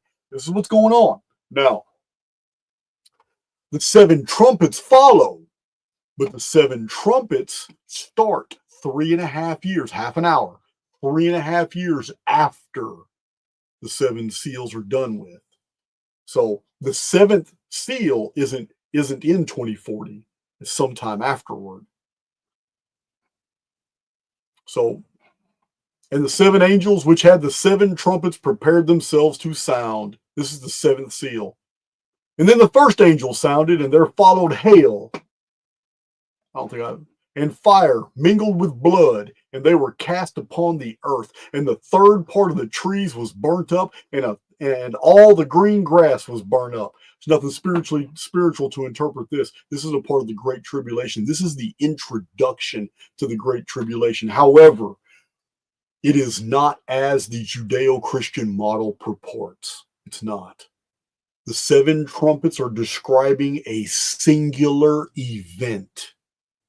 We already know this is the year 2046. We know this by many different species of analysis, all spread throughout the Archaix data. This is the return of the Nemesis X object in 2046. But these aren't individual events. The Judeo-Christian author separated a single event into 7 stages and called them trumpets. But it's the same event. And that's just not my opinion. This is what we'll be getting deeper into on the second video. But for our purposes here, let's continue. And the second angel sounded, and as it were, a great mountain burning with fire was cast into the sea, and the third part of the sea became blood. And the third part of the creatures which were in the sea and had life died, and the third part of the ships were destroyed. And the third angel sounded, and there fell a great star from heaven, burning as it were a lamp, and it fell upon a third part of the rivers, and upon the fountains of waters. And the name of the star is called Wormwood, and the third part of the waters became wormwood. And many died of the waters because they were made bitter. And a fourth angel sounded, and the third part of the sun was smitten, and a third part of the moon, and a third part of the stars, so as the third part of them was darkened, and the day shone not for a third part of it, and the night likewise. Okay. So, all of this is a single event. The writer basically admits it by reducing everything by a third, and that it's the same exact event. It's just from different perspectives on what's happening. Everything mentioned here is actually mentioned in Genesis chapter 1 and chapter 2. Everything created by God in Genesis chapter 1 and 2 is here in the apocalypse reduced by a third, leaving 66.6% to go into the tribulation, destroying 33.3% of God's creation in this single event in the year 2046. This is 6 years after the Phoenix phenomenon collapses the infrastructures worldwide and reintroduces a vapor canopy. Time is now quickened.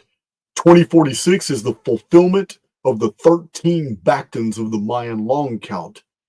This is the end of the Mayan system, represented as 13.0.0.0.0.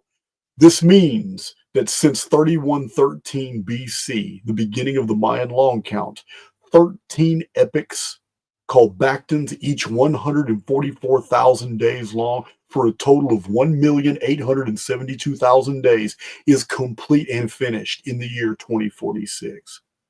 For those of you who don't understand, you need to read my book, Anunnaki Homeworld, where all this arithmetic is shown in chart form.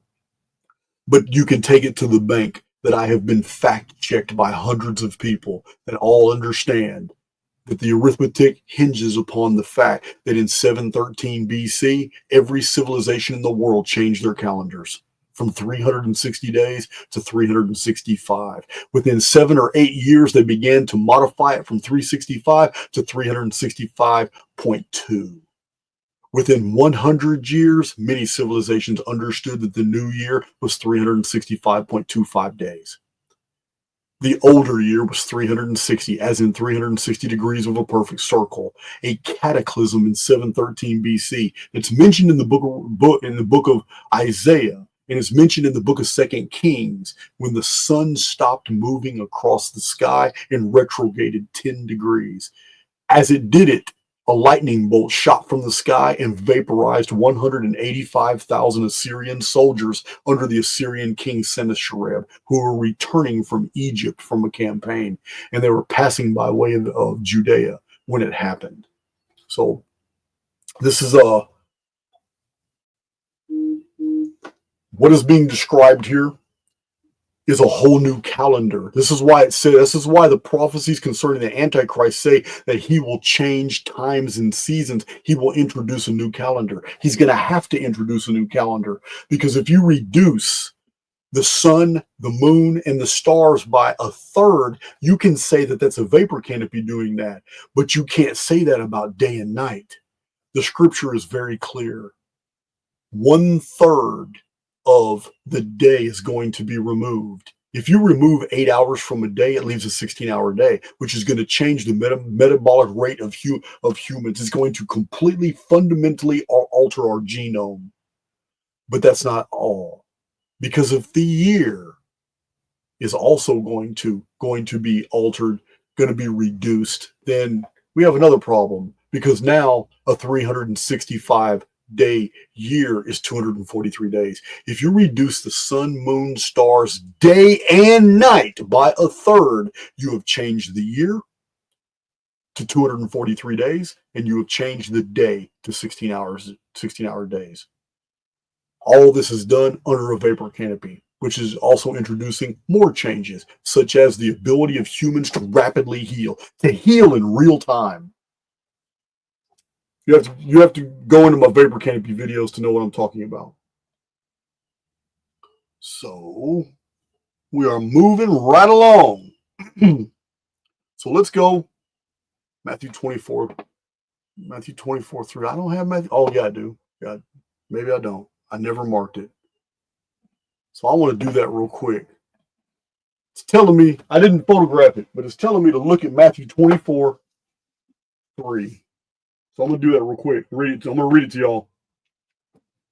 I took these notes in jail, so I wouldn't have wrote it down if it wasn't relative. All right.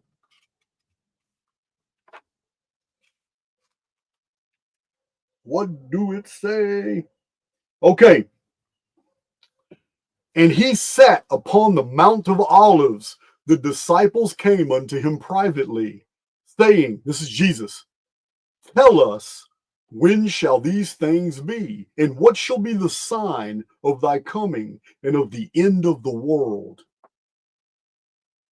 All right, that was 3. And then it says, go read verses 21 and 22. All right.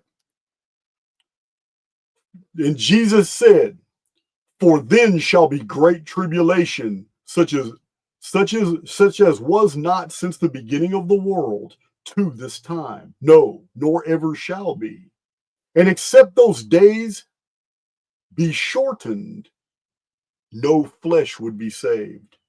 But for the elect's sake, those days shall be shortened.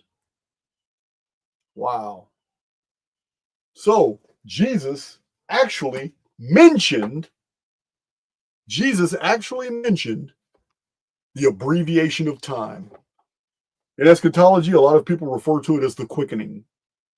So time itself is going to be sped up just so the elect, the final elect in the world, can come together and be a part of the monument of man. So the chief cornerstone can descend and sit on top, which is what the Great Pyramid is symbolic of. That's why it's a pillar. The pyramid is a pillar. It supports the cornerstone, the stone the builders rejected. All right. Moving right on up to chapter 9. What's going on in chapter 9? Okay, and the fifth angel sounded. This is all the same event, guys. It's the same event, 2046. And a fifth angel sounded, and I saw a star fall from heaven unto the earth, and to him was given the key to the bottomless pit. I need to quantify something real quick. Okay, 7 seals were not all at the same time. Why? Why? Jason, how can you say that all the trumpets are the same event when the 7 seals weren't? Well, I'm going to tell you why. Because it requires the breaking of a seal one at a time to open the prophecy. That's what it says in Revelations. Open up the seals. Who is worthy to open up the seals? Oh, only the Logos. Only the Word is worthy of opening the seals. So the Word opens the seal, and when he does, one of the beasts from the throne reads forth the seal, and the seal talks about a first horseman. Second seal's broken. Second horseman. The horses are not like the chariot of Helios that are all riding all 4 of them at the same time. They come one after another. The seals are broken one after another. It takes all 7 seals to be broken to be able, it says, to unroll the scroll and to be able to read the future. So the seals are different. The trumpets are not. We have an Old Testament correlate here because when the Israelites went to war, they blew their trumpets at the same time. No one blew a trumpet and then waited for the next one to blow. No, even Jericho, they blew the trumpets and beat the drums and stamped their feet at the same time to produce the effect. So all these trumpets, it's all the exact same event. And he opened the bottomless pit, and there arose a smoke. Hold on. And there arose a smoke of a great furnace, and the sun and the air were darkened by reason of the smoke of the pit. Here's another allusion to vapor canopy, the darkening of the sun. How do vapor canopies form? Over and over and over and over. I've told you guys. Phoenix initiates volcanism. Volcanoes, especially submarine volcanoes under the sea, produce the most vapor that gets trapped in the mesosphere. Ash and pumice hang in the lower mesosphere as the red dust bathes the upper mesosphere from Phoenix phenomenon fallout. That's what happens. This is how vapor canopies are created very fast. And there came out of the smoke locusts upon the earth, and unto them was given power as the scorpions of the earth have power. Remember the prophecies attached to the Mayan long count? At the end of 13.0.0.0.0, the end of the Mayan long count, the 13 heavens collapse. Time collapses, and an invasion of demons happens at the end of the calendar. Yeah. And it was commanded them that they should not hurt the grass of the earth, neither any green thing, neither any tree, but only those men which have not the seal of God in their foreheads. Again, what happens in vapor canopy? Flora and fauna flourish. Under a vapor canopy, the ultraviolet sky effect of the vapor canopy, the increased atmospheric pressure, the increased nitrogen content in the soil, everything changes and plants start just shooting up. They grow super fast, especially in volcanism. Everybody knows that volcanoes produce the best earth soil for growing fast trees and plants. And to them it was given that they should not kill them, but that they should be tormented 5 months, and that their torment was as the torment of a scorpion when it striketh a man. This demonic invasion is said to be 150 days. 150, it says 150 days in a separate passage. This says 5 months, but 5 months is 150 days. And that's exactly how long the great flood lasted in the book of Genesis. says the waters were upon the earth for 150 days. Again, here is a prophetic text about the last days, giving us another cross reference or self-referencing. Basically, it's just it's another attachment to the book of Genesis. And in those days shall men seek death, and shall not find it, and shall desire to die, and death shall flee from them. Why? How? Because during their vapor canopy, humans heal just as fast as they are hurt. That's right. And the shapes of the locusts were like unto horses prepared unto battle, and on their heads were as it were crowns.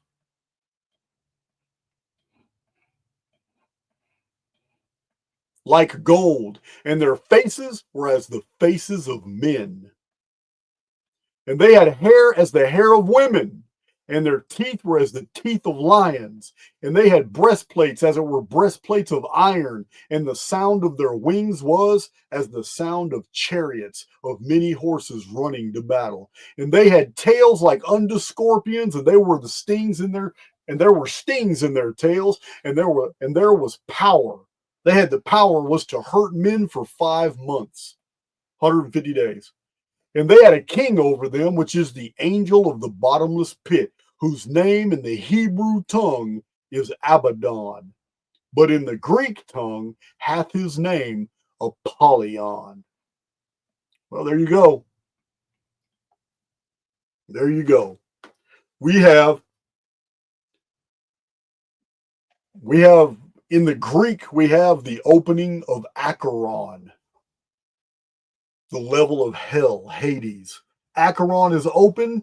It has the gate of the deep.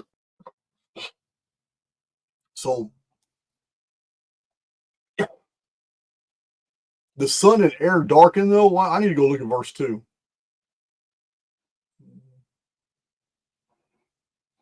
Yeah. So the sun and air darkened again is the vapor canopy illusion. But we have an invasion of probably clones, which have demonic souls, demons able to use technologically advanced avatars, 200 million of them that were prepared in underground facilities. How do we know? It says they came out from underground. They came from the bottomless pit. This is all symbolism. They came from underground to invade the surface world. They had human faces. That means it's basically human intelligence, human avatars that are covered in chitinous armor that makes them look like insects and scorpions to the ancient writers. When they were writing these things, they're looking at guys like super soldiers, and they come out and for 150 days they torment the world. This is all the same event. This is 2046. In the sixth angel sounded, and I heard a voice from the 4 horns of the golden altar which is before God, saying to the 6th angel which had the trumpet, loose the 4 angels which are bound in the great river Euphrates. And the 4 angels were loose, which were prepared for an hour, and a day, and a month, and a year, for to slay the 3rd part of men. And the number of the army of the horsemen were 200,000, and I heard the number of them. So four commanders are released, each one of them commanding 50 million, I guess, super soldiers.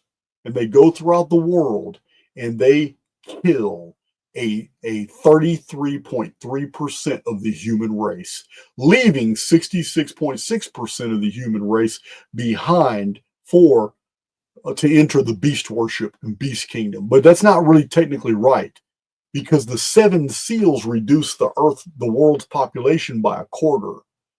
That leaves 75%. But when 75% of the world's population now becomes the new 100%, and you reduce 33% of that, then you're left with half of the world's population dead. between the seals and trumpets. Yeah, so we're looking at 2020, from the year 2020 to the year 2046. We're looking at a population reduction of 50% from where it was in 2020.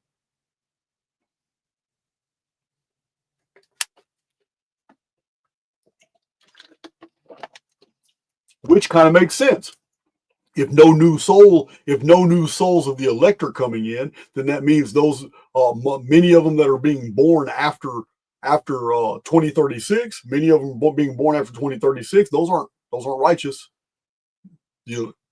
All the holy will be born before that event in 2036, the fifth seal. Yeah, remember, the elect aren't coming back in. They're given avatars as soon as they die, starting in 2036.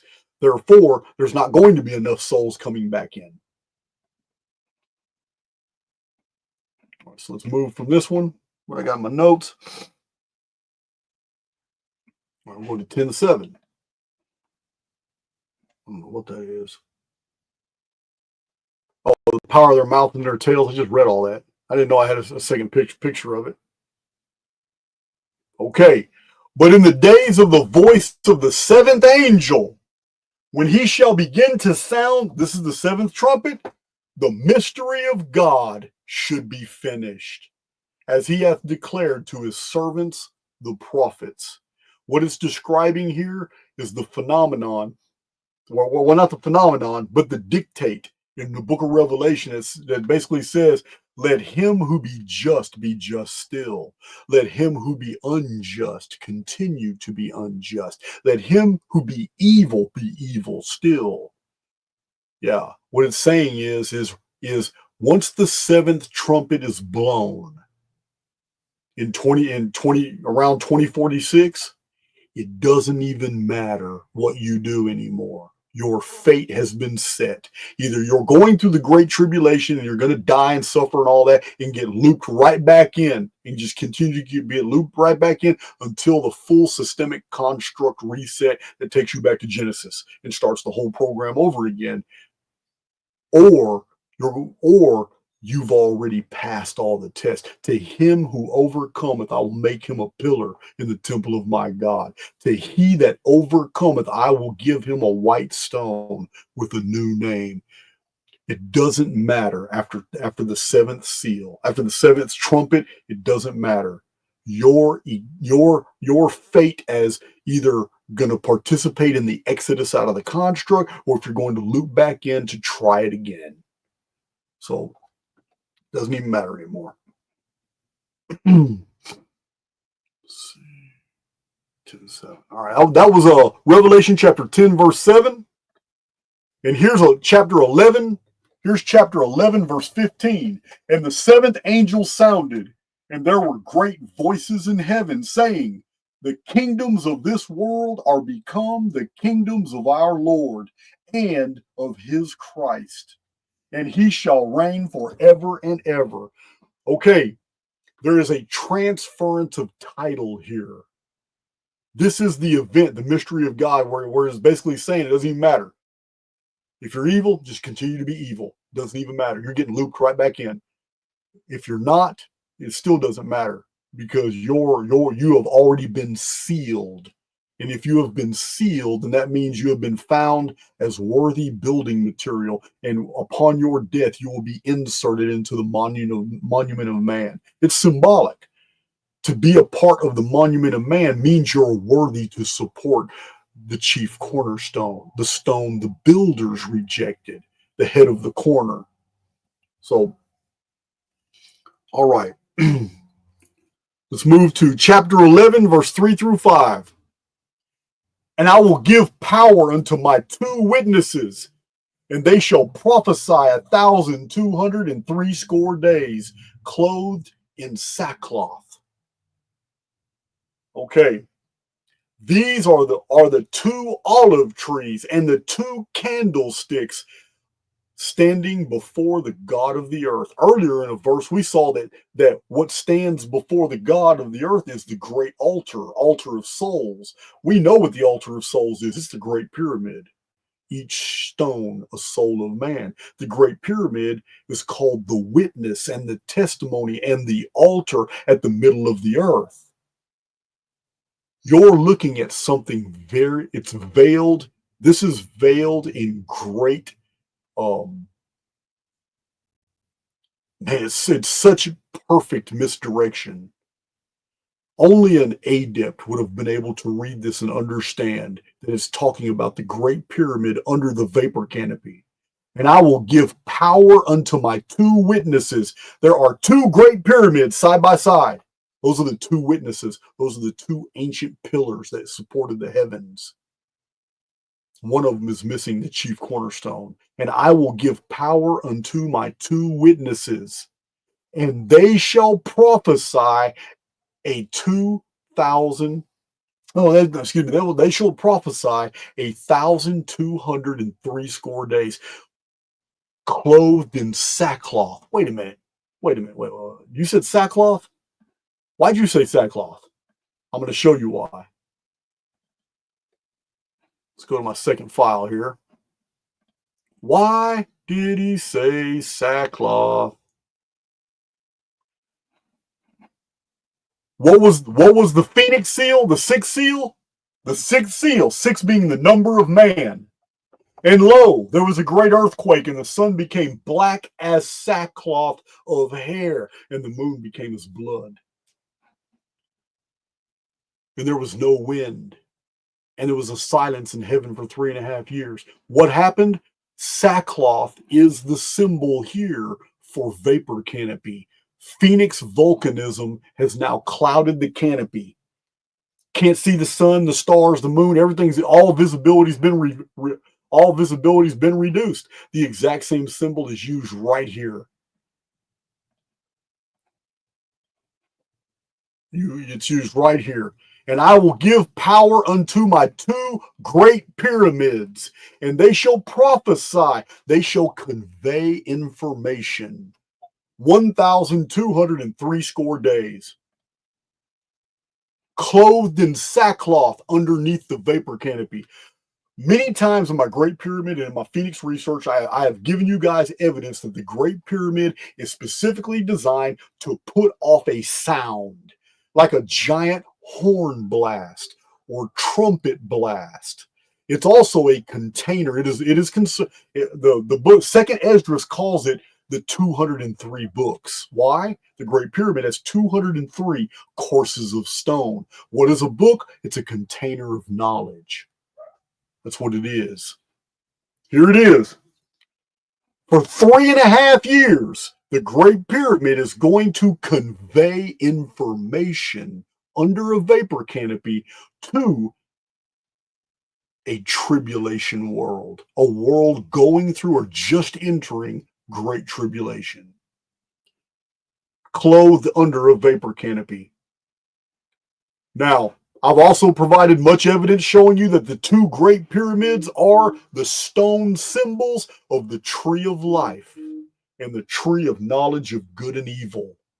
The two trees of Eden are the two great pyramids.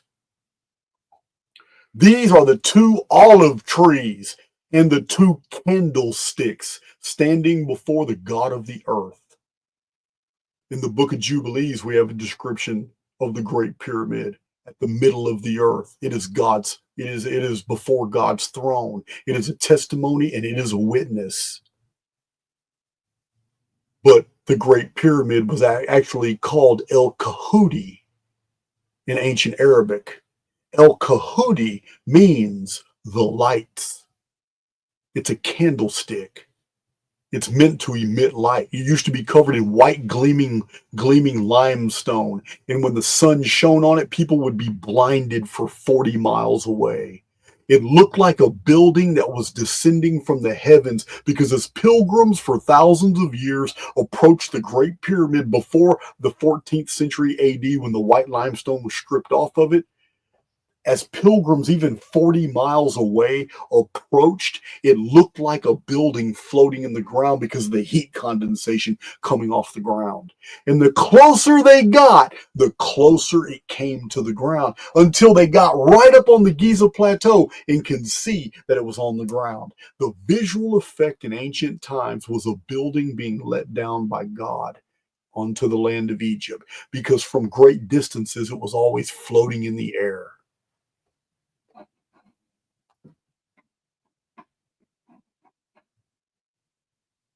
All right.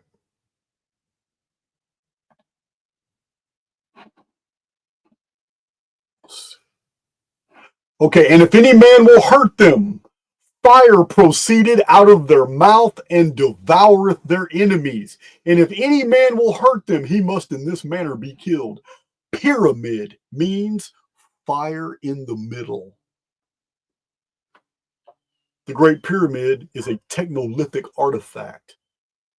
What's being described here is that there is some mechanism that is protecting the pyramid from being destroyed. For somebody to want to destroy it because it's doing something, the Great Pyramid is a machine. It has a function. It concerns sound. I don't know. Maybe it has something to do with volcanism and vibrations in the crust, because it was specifically built on the crust on a granite plateau, or on a limestone plateau attached to basalt, granite. So it's going to channel those frequencies from the earth. It's built on solid rock. Therefore, it may put out some type of noise or information that can be technologically decoded, and someone else does not want that information to be revealed, so they may try to destroy it. But what's being said here is that mechanisms will be in place that will destroy whoever tries to tamper with whatever the Great Pyramid is doing during those 3.5 years. Very different interpretation than the Judeo-Christian one that tries to put Enoch and Elijah as the two witnesses. All the pseudepigraphical texts and the apocryphal texts refer to the Great Pyramid as the two witnesses, the two Great Pyramids. Now, there is, remember, prophecy has dual interpretation. There is another interpretation here, but it also concerns the Great Pyramid.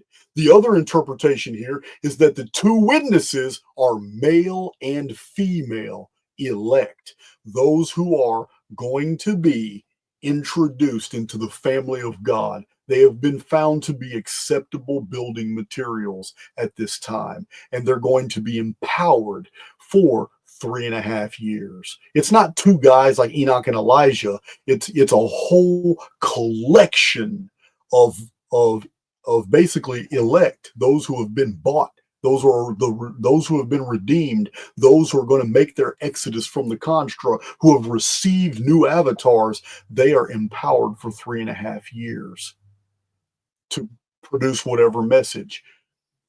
It's a second interpretation, but one does not negate the other. That's how deeply rich this prophetic narrative is.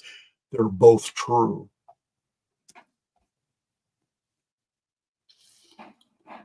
All right, so what's happening here as far as chronologically, we're talking about the year 2066, because 2070 is the cutoff date.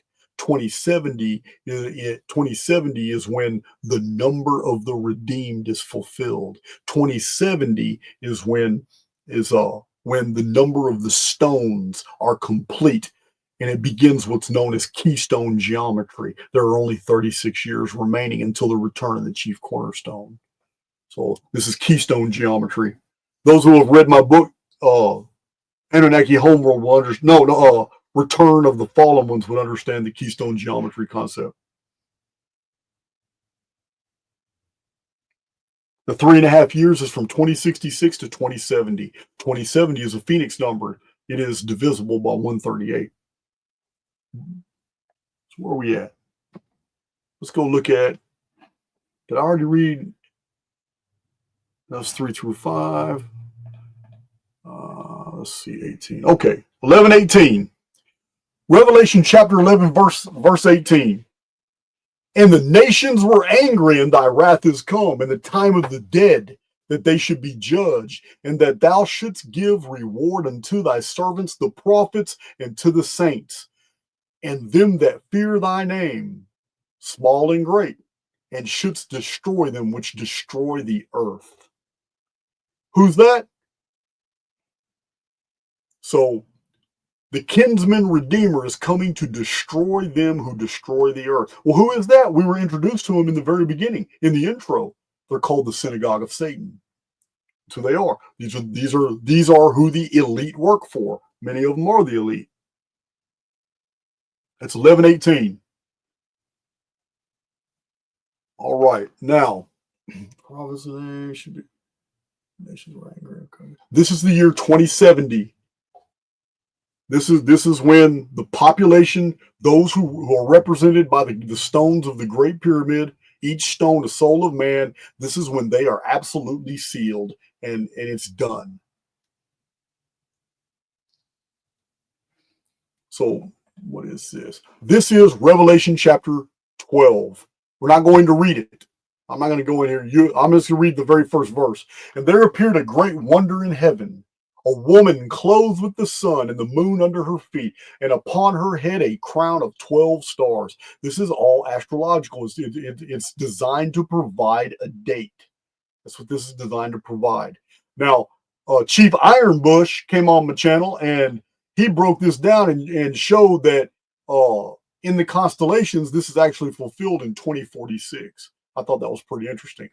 But and she being with child cried, travailing at birth and pain to be delivered. Now, what's being described here?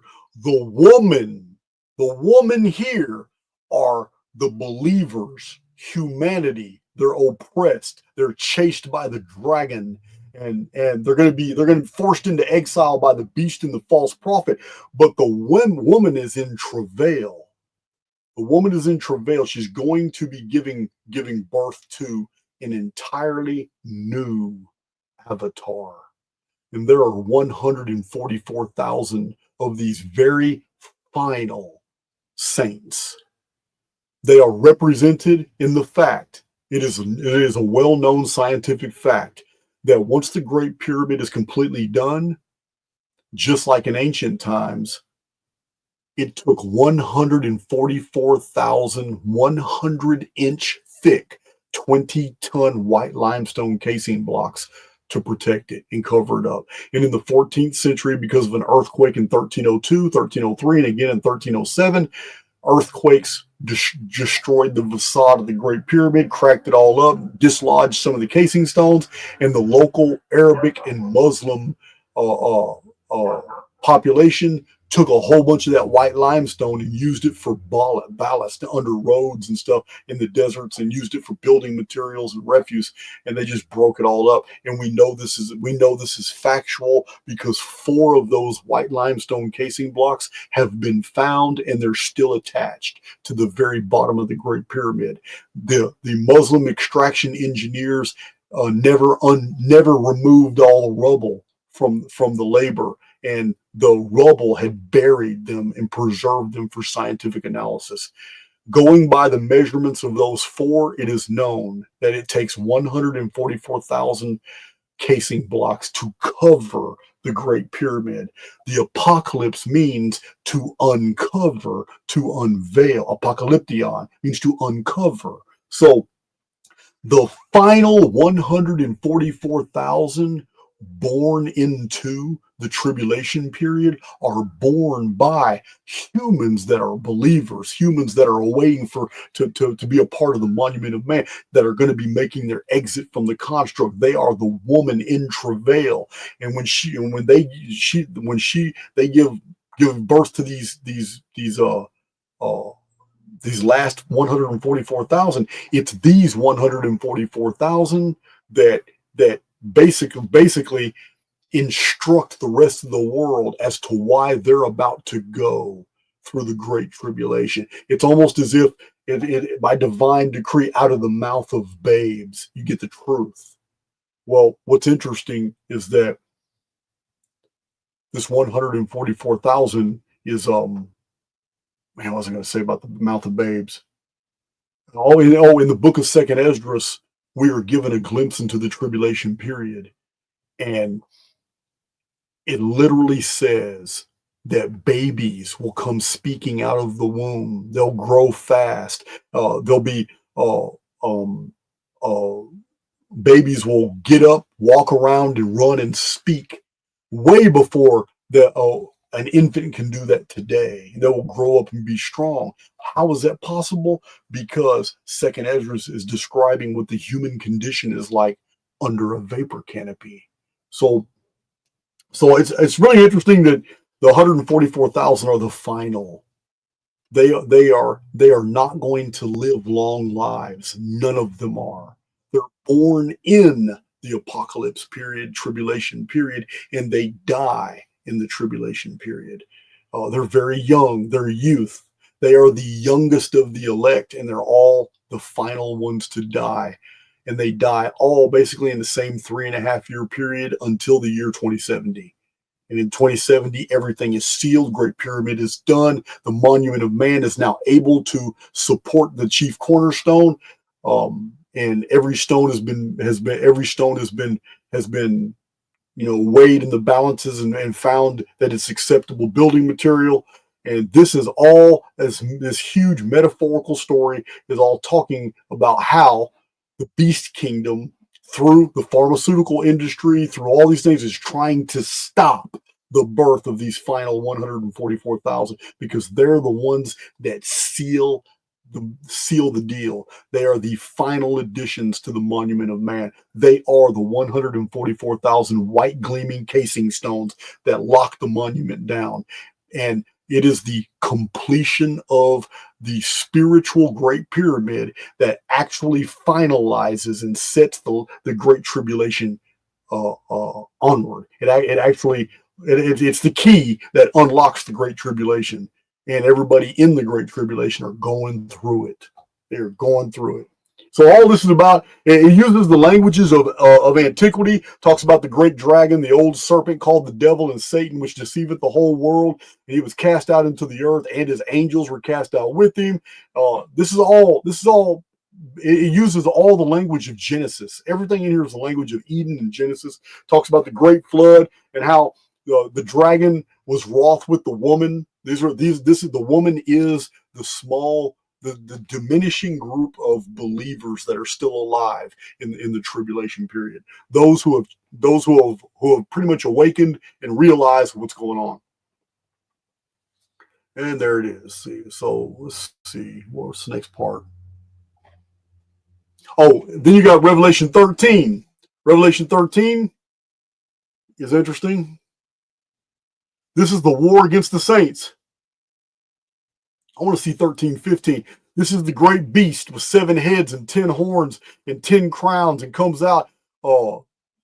Heads they're like all the names of blasphemy, and it's the head of a leopard, feet of a bear, mouth. Look, all these little details aren't really important. The text is genius in what it does. Somebody who is spiritually vacuous will look at this and think it's talking about a monster. We'll look at this and think it's talking about, really has 7 heads, it really has 10 horns. Would see that it's got a head of a leopard, head of a lion, head of a bear, what all this stuff, and really think it's talking about a composite chimera type hydra, and it's not. It's not talking about that at all. This is the beast, which is the grand project of the dragon. It's a beast in a spiritual sense, meaning this is the grand deception. It's a beast from the perspective of what it does. Remember, the tribulation, the 7 seals, the synagogue of Satan, it's all about trying to spiritually bankrupt and deceive you, so you stay trapped in the construct and you don't make exodus with those who he who overcometh.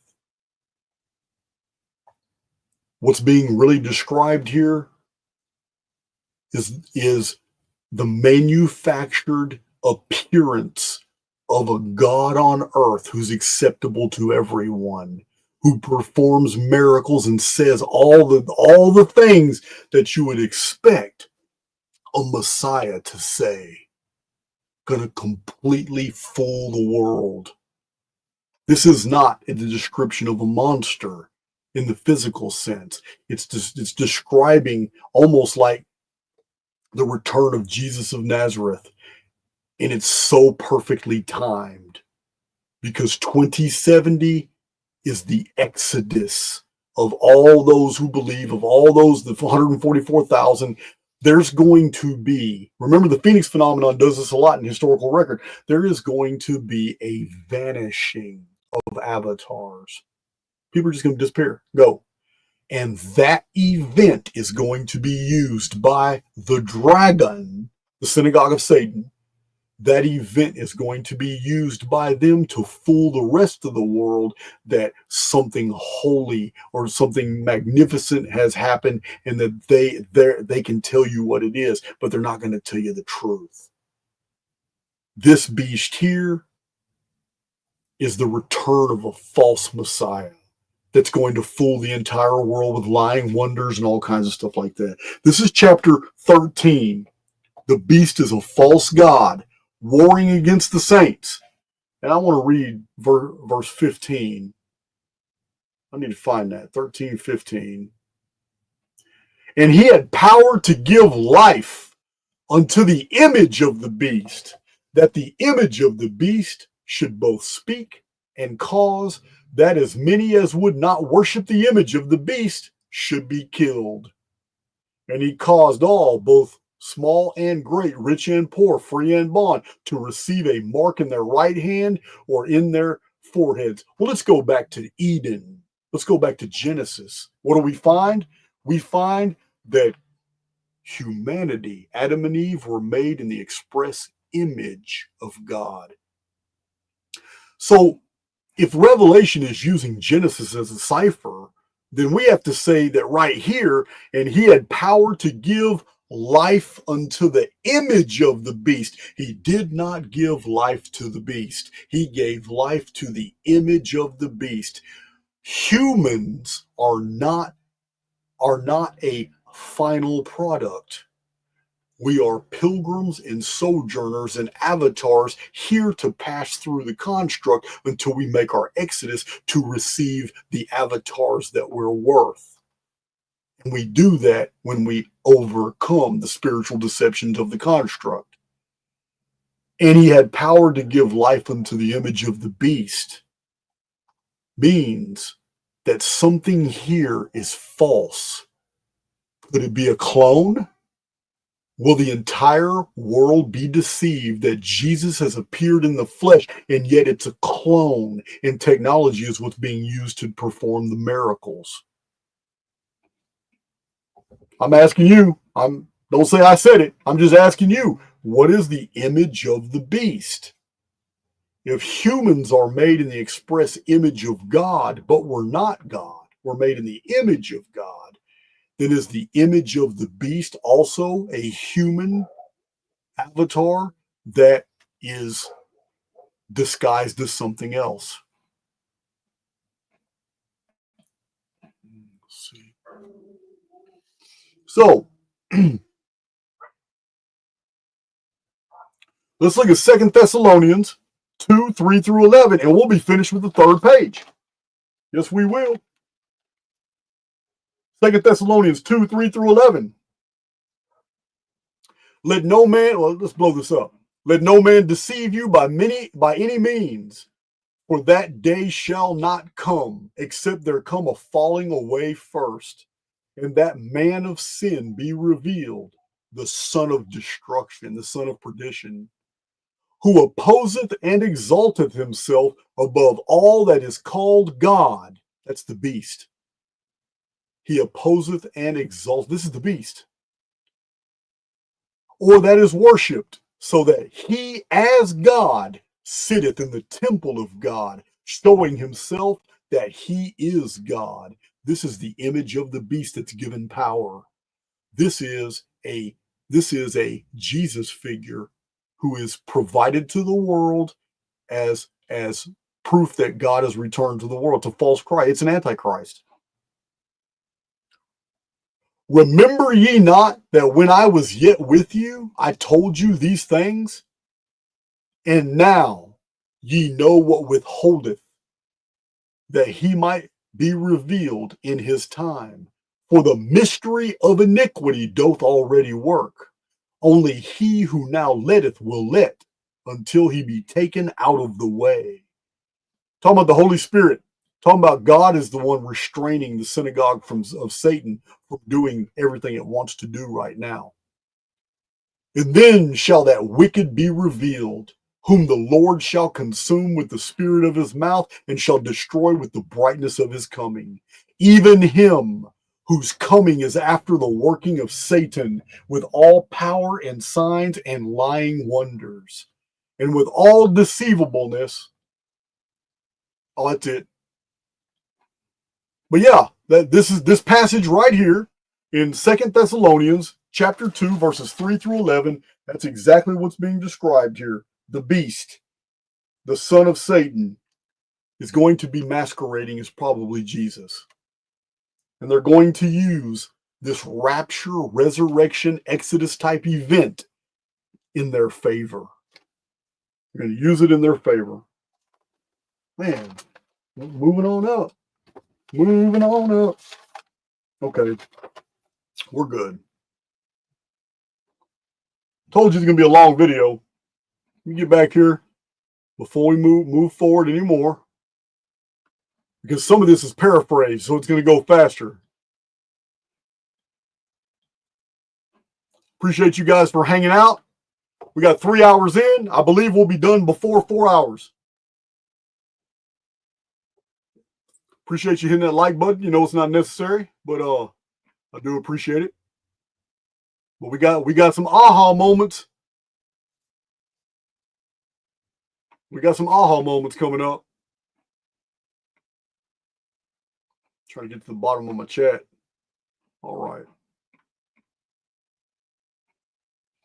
All right, 2,400 people in the chat. Thank you guys for joining me. I put this together as best I could. I mean, the Book of Revelation has been studied for 16 centuries. It's not an easy thing to put together, but you're going to get it. All right. So I'm still sharing my screen. Let me get back in here. So we have, okay, so we're starting with Revelation chapter 14, verses 8 through 13. Another angel sounds off and says, right here, Babylon is fallen, that great city, because she made all nations drink of the wine of the wrath of her fornication. And the third angel followed them, saying with a loud voice, if any man worship the beast and his image, and receive his mark in his forehead or in his hand, the same shall drink of the wine of the wrath of God, which is poured out upon without mixture into the cup of his indignation. And he shall be tormented with fire and brimstone in the presence of the holy angels and in the presence of the Lamb. And the smoke of their torment ascendeth up forever and ever, and they have no rest day or night, who worship the beast in his image, and whosoever receiveth the mark of his name. Here is the patience of the saints. Here are they that keep the commandments of God and the faith of Jesus. And I heard a voice from heaven saying unto me, write, blessed are the dead which die in the Lord from henceforth. Yeah, saith the Spirit, that they may rest from their labors, and their works do follow them. So, this is beast worship. It begins. But those who refuse are offered and are saved, but they are not a part of the harvest. They're not a part of the harvest, guys. By this time, after 2070, there's still the option to be saved from a worse fate. But the option for Exodus is over. They didn't make this round. They will be looped back when the construct goes back to its initiatory period. which we refer to as Genesis. And then the historical record appears again, and they begin living life sims and different in the program that we call history. Just this. So I need to look up this verse real quick. What is not a part of the harvest? That's 14:14 through 20. I don't think I had 14:14 through 20, did I? 20. Okay, so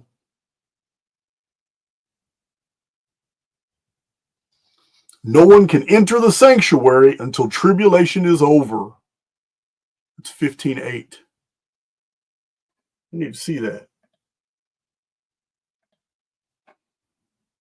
All right, I need to see that. I don't have it here. I want to see that real quick. Why I didn't look it up, why I didn't photograph it. Let's go with Revelation 15:8. I need to read that to you. All right, there's 13.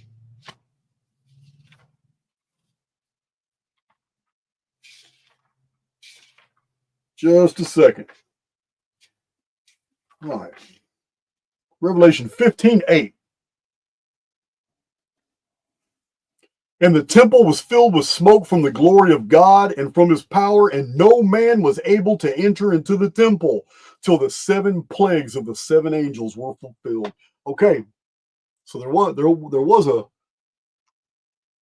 no one can enter the sanctuary. That means their ass is going to be in tribulation, forced. So, well, I will paraphrase this next part because the next video is going highly specific on this information, and you'll understand why. So, Revelation chapter 16 talks about the bowls of wrath. The first bowl of wrath, the citizens of the beast kingdom suffer painful sores. The second bowl of wrath is poured on the world, and the entire seas, all the seas and oceans turn to blood. The third bowl, rivers, lakes, fresh water, all turn to blood. The fourth bowl, the sun scorches the earth. The sun gets super bright, scorches the earth. This means vapor canopy is dissipated.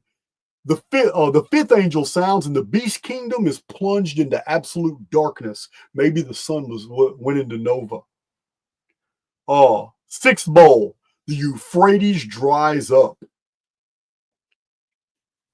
So the rulers of the world, deceived by the dragon, the beast, and the false prophet, they gather all their armies to Armageddon.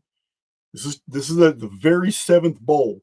So the 7th bowl is the worst earthquake in history of the world. All cities fail in massive pole shift, and there's hailstones that are about 100 pounds that rain on the people of the world. So the next video needs to talk about the bowls, because the book of Revelation, I'm trying to get through the book of Revelation as it stands today. But when I do the next video, you're going to understand that what we've done by reading the book of Revelation, we're actually reading 2 ancient corpuses of text that were merged together to put together the modern day book of Revelation. The next video will prove that. But for this video, I wanted to get through just the Judeo-Christian version that we have today, because it has valuable material and insights, but it came from a different body of literature. So we're moving much faster than I thought. Much faster. So Revelation chapter 17, we don't need to read it. You can read it yourselves. But it's all about the harlot and Mystery Babylon, and the servants are the descendants. Chapter 17 literally tells you who the Synagogue of Satan is. Chapter 17 goes in there, and it's the bankers and the merchants of the entire world, the people that have gotten super rich, who have taken over institutions all over the world and made one of those institutions their own, and then operated out of it very cleverly. And it identifies that as the city on 7 hills. We know this as Septumontium. The city of 7 hills is Rome. And the lead hill is Vaticanus, the Vatican. So this is Rome. Many of you probably don't even remember, but I have a single video. It's an older video where I show you that the original royal stock of the seven kings of Rome came from Edom. Do you remember who the Edomites are? What Edomites call themselves today, while at the same time claiming that they're not Edomites. The Synagogue of Satan are Edomites. All the Pharisees were Edomite. The Sadducees were Edomite. I have a video that explains the history of Zepho. It is why the book of Jasher is not popular. Book of Jasher explains how ancient Edomites, a whole fleet of them, went to Italia, and they literally made up the stock of ancient Rome before Rome was even founded in 753 BC. By the time Rome was founded in 753 BC, the local Sabines and Etruscans had merged together with a third body, the Latins, and the Latins were an amalgamation of Edomite people and the original people of Italia. This is all very, very clearly showed out in my video, that ancient Rome was founded by people descended from the Jewish Edomite branch of peoples from Palestine. So we have here in Revelation chapter 17 an admission that this huge financial power structure that was operated by the Synagogue of Satan, because remember, that's the subject matter of Revelation.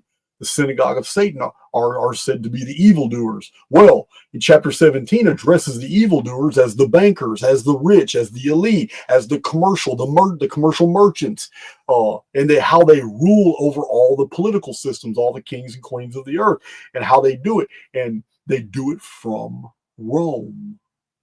Septumontium. This is all in chapter 17, and this is the destruction of that power system. During the beast kingdom,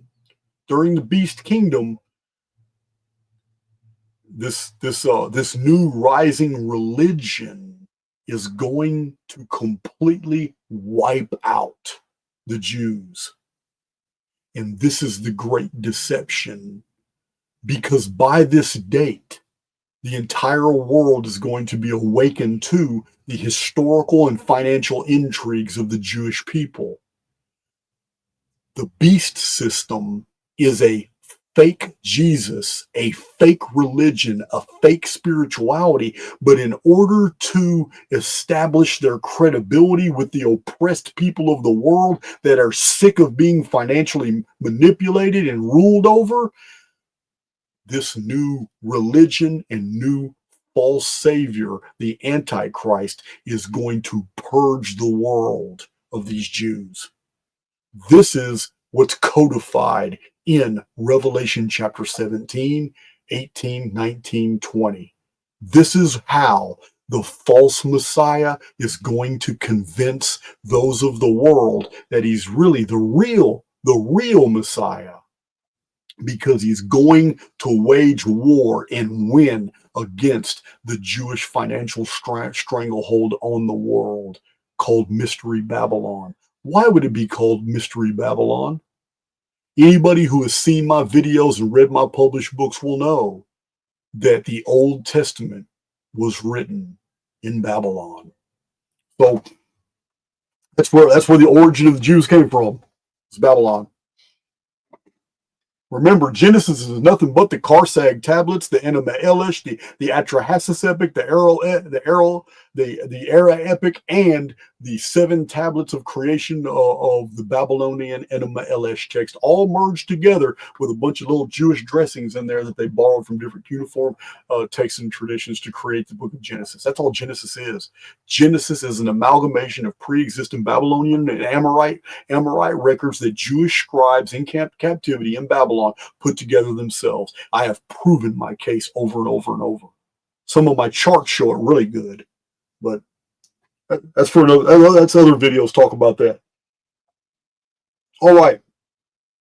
So Judaism, for those of you who don't know, Judaism began in Babylon. Oh yeah. What are some of the original Jewish texts? Oh, they're called Talmud. Where were they written? Babylonian Talmud was written in Babylon. All right. Man, we moved that page fast. That was all paraphrased anyway. So let's go to chapter 11, 1 through 5.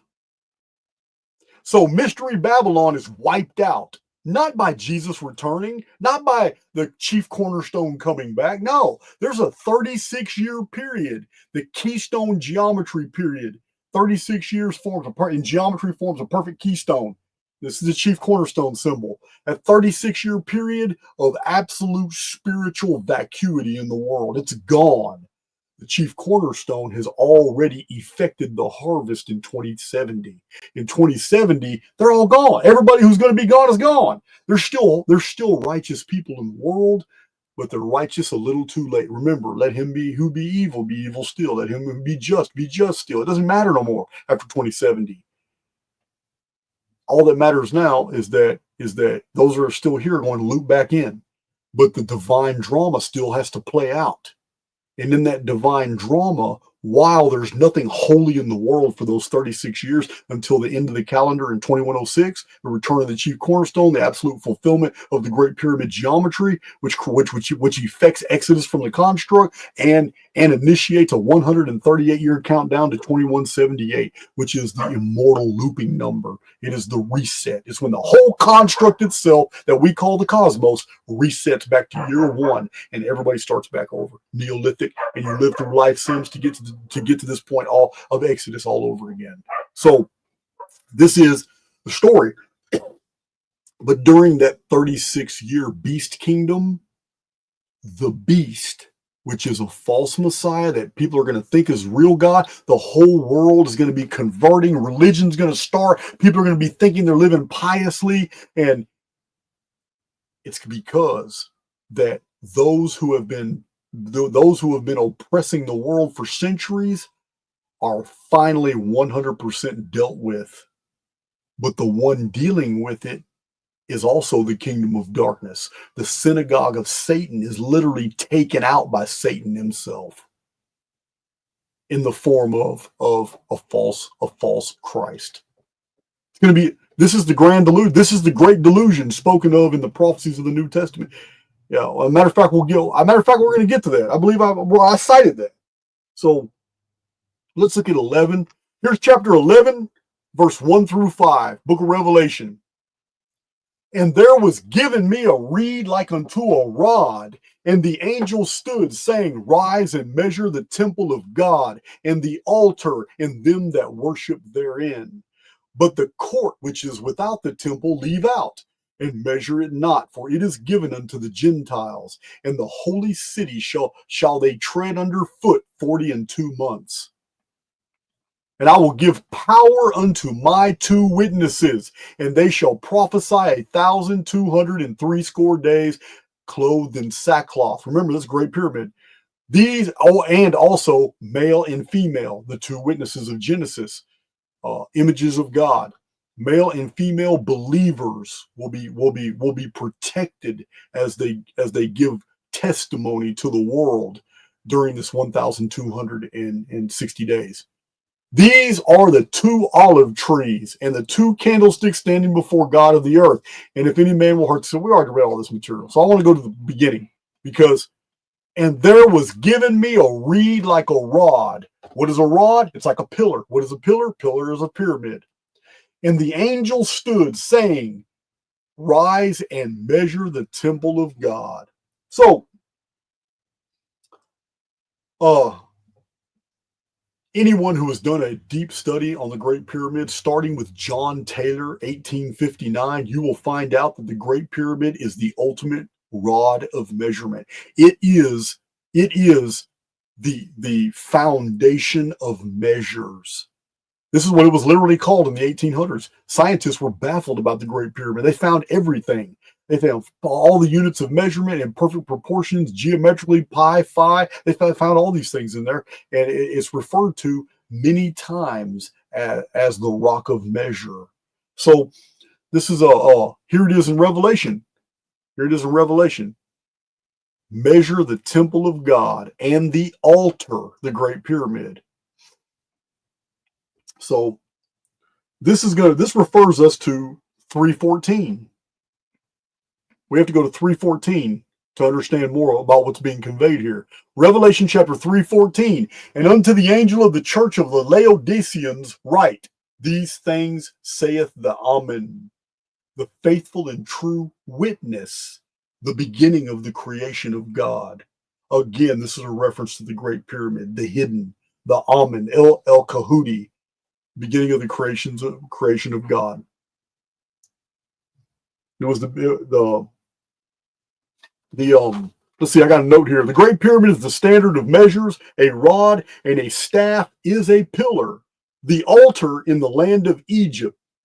Two great pyramids are the two witnesses, and they will reveal their secrets for 1,260 days under the vapor canopy sky. Sackcloth, mentioned in Revelation 6:12.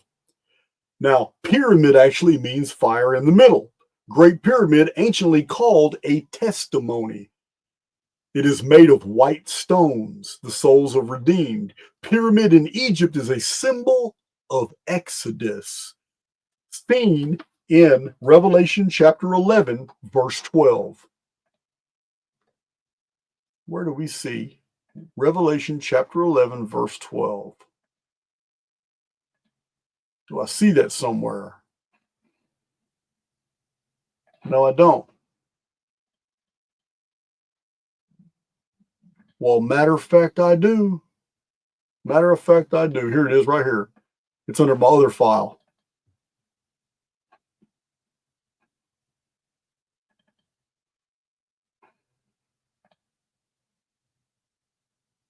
Okay. There it is right there. Revelation chapter 11, verse 12.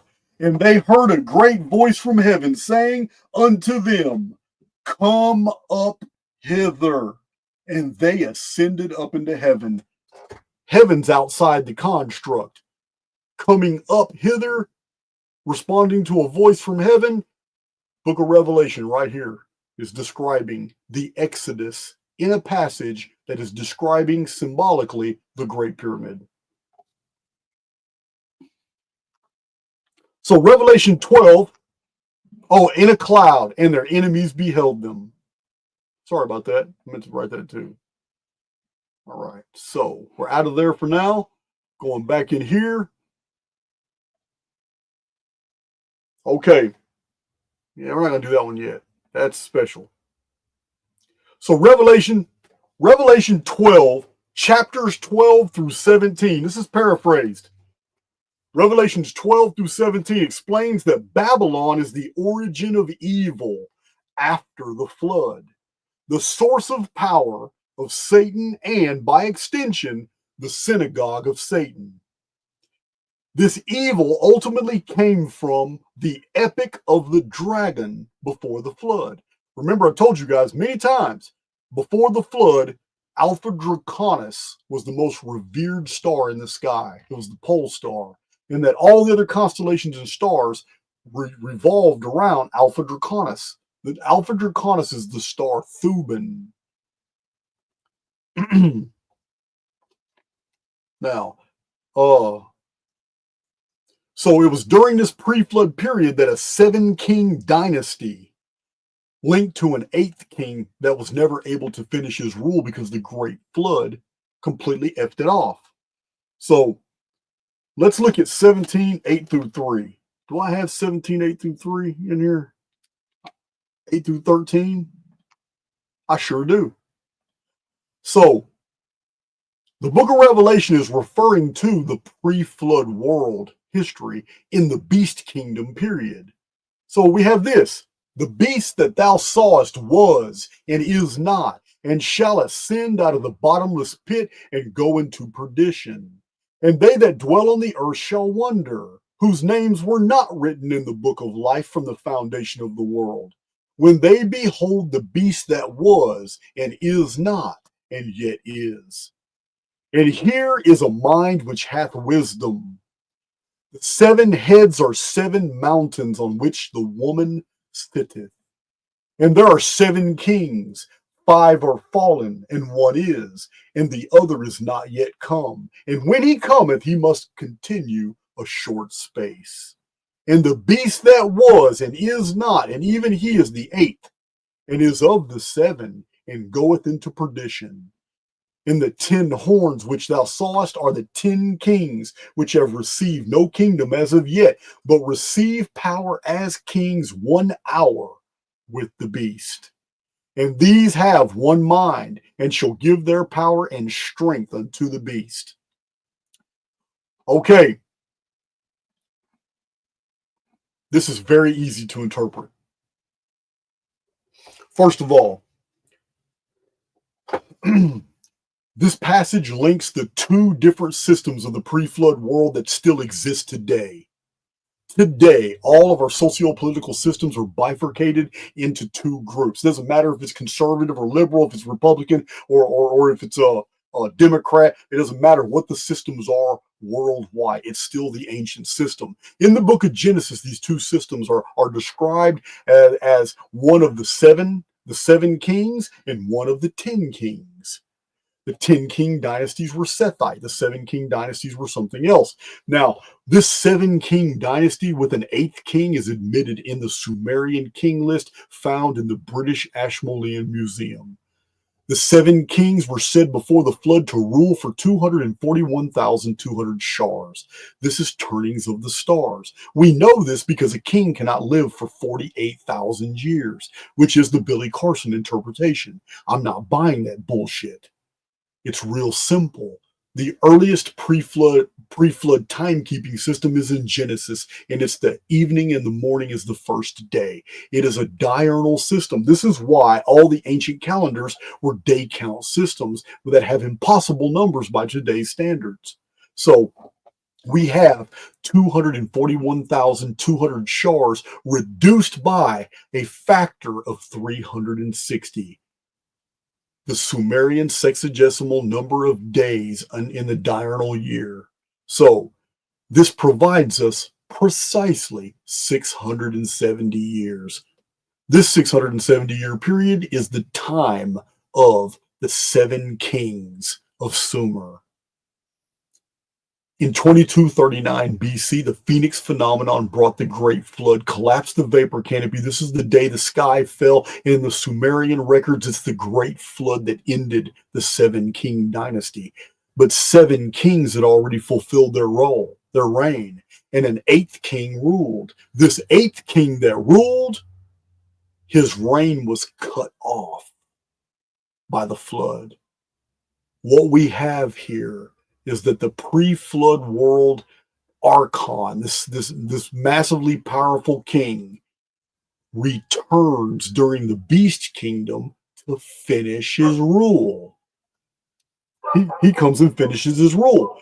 What we have is he's going to pretend to be the Messiah. In order to fool the world, he's going to form an alliance with the opposing political party, the 10 kings from before the flood. Now, oh my God, all my dogs are howling because of sirens. Wow. I don't know if y'all can hear that loud. I can. All right. So anyway, what the beast is going to do is form an alliance with the other political parties because they have a common goal now. What is the common goal? They're going to destroy Mystery Babylon. They're going to end the Synagogue of Satan. It is the ultimate coup. It is the ultimate deception. It is the grand delusion that's been prophesied to happen in the last days.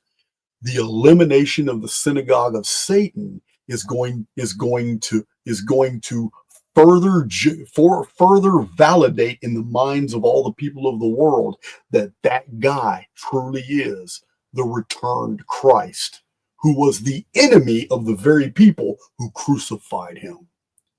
It's a massive deception, and it will work. And it will work.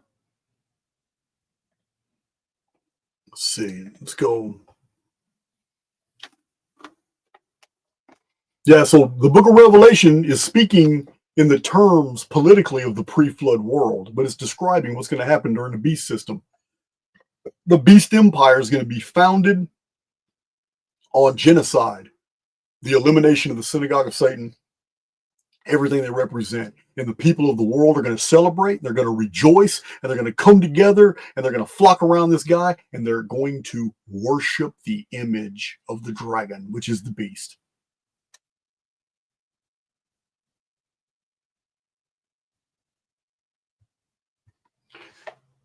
And the seven hills that are destroyed at this time, this new Babylon, is the Vatican. Yeah, the Vatican, which is controlled by the spiritual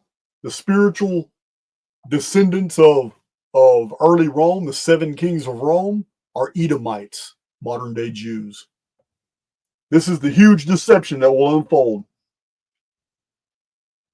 So chapter 18 of the book of Revelation is a celebration by all the world of the worldwide financial empire of Babylon is gone. Babylon has fallen, and it says all these things, man. Yeah, it's a huge celebration. It's going to fool the world. Everybody's going to believe this. Everybody's going to believe it, except for the elect. Wow, we're almost done. Oh my God, how'd that happen? How did that happen? So, having read all that, now it's time to look up Luke 21:25. Do I have it right here? That's Mystery Babylon. Here it is right here. Okay. And there shall be signs in the sun and in the moon and in the stars and upon the earth distress of nations with perplexity, the sea and the waves roaring. Men's hearts failing them for fear and for looking after those things which are coming on the earth, for the powers of heaven shall be shaken. Revelation 1:7. Behold, he cometh with clouds, and every eye shall see him, and they also which pierced him, and all kindreds of the earth shall wail because of him. Again, the beginning of Revelation talks about the synagogue of Satan and the Jews being the aggressors. The beginning of the book of Revelation. So this is in the beginning of the book of Revelation, in the same passage of the synagogue of Satan, it's now referring to the return of the real owner of the world. You can call him Jesus, you can call him Christ, you can call him the Mahdi, you can call him Krishna, you can call him whatever. But the real owner of the world, who now receives the new title, comes back, and when he does, even those who were responsible for his death will see him coming. Those who pierced him. Just another identifier. This is chapter 19, verse 10. And I fell at his feet. This is John, who's witnessing the apocalypse and the tribulation. And I fell at his feet to worship him. And he said unto me, see thou do it not. I am thy fellow servant and of thy brethren that have the testimony of Jesus. Worship God, for the testimony of Jesus is the spirit of prophecy. An angel who is revealing this whole vision to John literally rebukes John and tells him, we are equals. We are equals. Remember what I told you. You're here as an immortal to develop your divine personality. You're living through life sims that we call historical programming. And you're living through these life sims, accruing all these experiences and everything in a controlled environment, in this construct, this predator versus prey ecosphere, and you're moving forward toward Exodus. But in essence, we are the brothers of those messengers, angels, who frequently communicate with the human family. We just don't see it that way because we're trapped in the dungeon programming known as the central nervous system, this filtering system that keeps us from understanding where we're from, who we are, and where we're going. So To him that overcometh will I grant to sit with me in my throne, even as I also overcame and am set down with my Father in his throne. This statement is so profound, but I'm going to have to unlock it for you. If God is truly eternal, that means the creation is eternal as well. And an eternal creation doesn't have a beginning. An eternal creation is always beginning. The creative act isn't a singularity, it is a continuum. And if new souls are always entering newly created constructs, then there will always be a need for a creation that is ongoing. If God is eternal, then there is no end. There is no end to any singular act, because everything casts off more activity and actions. Growth knows no bounds in an eternal medium. Therefore, from that context, let's look at this again. To him that overcometh will I grant to sit with me in my throne. Throne is authority and power. Even as I also overcame. In the same voice that I'm going to tell you that the story of Matthew, Mark, Luke, and John never happened, I'm also going to tell you also that Jesus is admitting right here, even as I also overcame.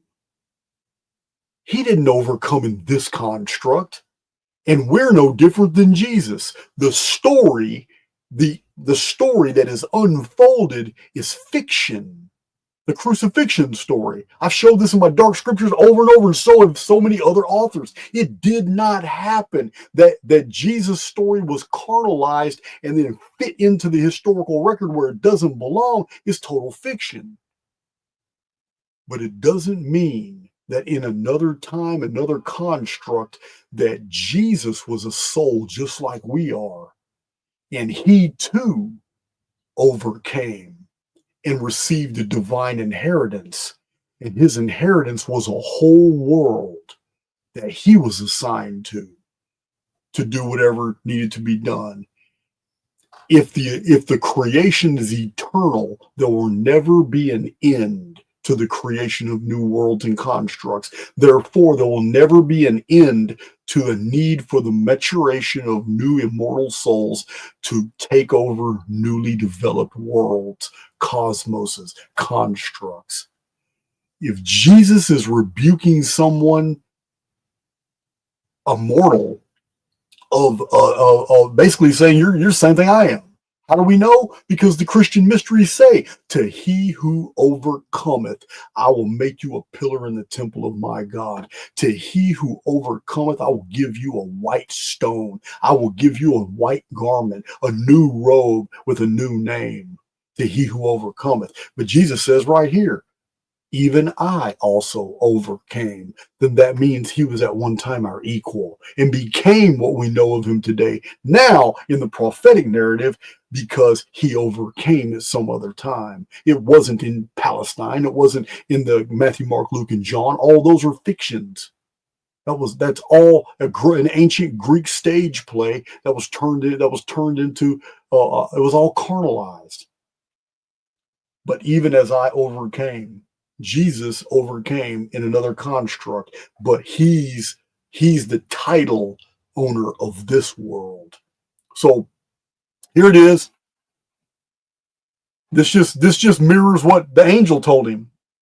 See thou do it not. I am thy fellow servant and of thy brethren that have the testimony of Jesus. Worship God, for the testimony of Jesus is the spirit of prophecy.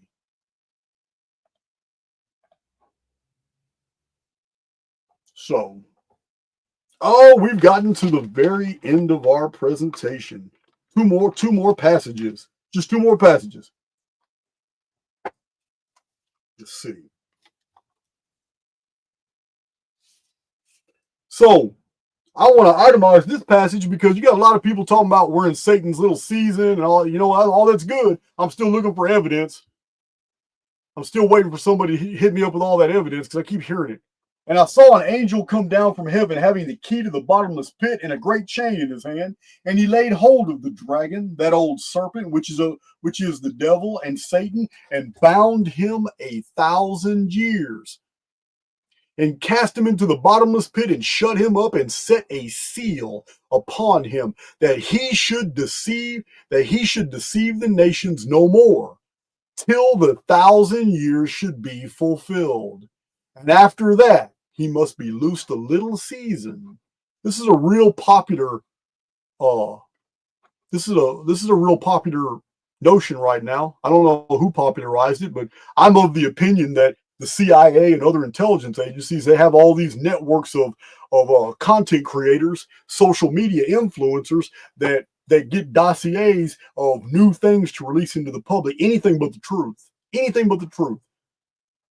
And I've got direct evidence of that. I've done videos where I show you guys people have published false narratives about the Phoenix phenomenon. Remember that author that put out the Phoenix hypothesis? And you know it's intelligence, you know it's a shill agency. They got a picture of all these so-called truthers in the deal, and then they got my face hidden. They got my face hidden in the picture. I told you guys I believe it was CIA. Listen, the attacks are real, guys. There are many people all over the world putting out all kinds of Phoenix-related stuff, but they remove my core data and they only give out really weak cases where they twist the information around. It's a very real struggle. But this Satan's little season and this missing 1,000 years deal, I don't see it. I can't see it. I haven't seen any evidence for it whatsoever. And the passage here I need you to pay attention to a particular that I noticed when I read this. The entire book of Revelation concerning future events is written in past tense. It's all written in past tense, every bit of it. All prophecies in the book of Revelation are talking about as if it happened a long time ago. It's past tense. And I've told you why I believe that's so, because we're in a looping construct. But not this part. This part right here is not. Let me read this whole passage again for you.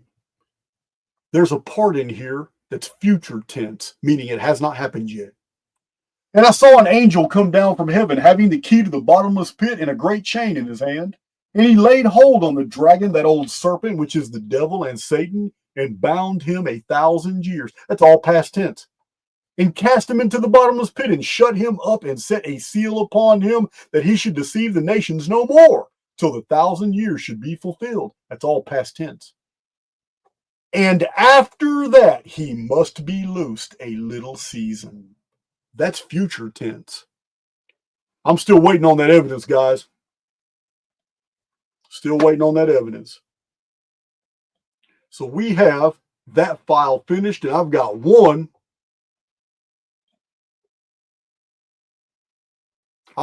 passage left.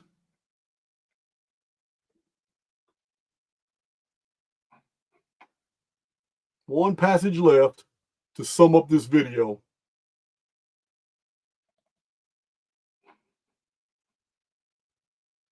Let's see what we got here.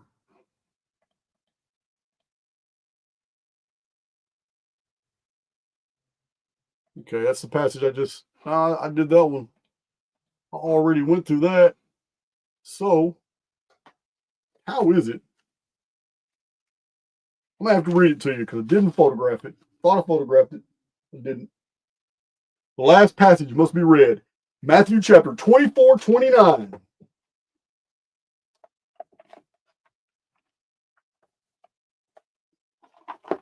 Man, I'm hungry. My stomach just growled.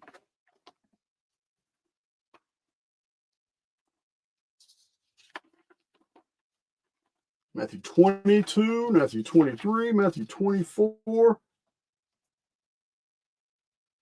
29, 30. Okay. We're done with the book of Revelation. I'm going to sum it up in just a second. We're done with the book of Revelation.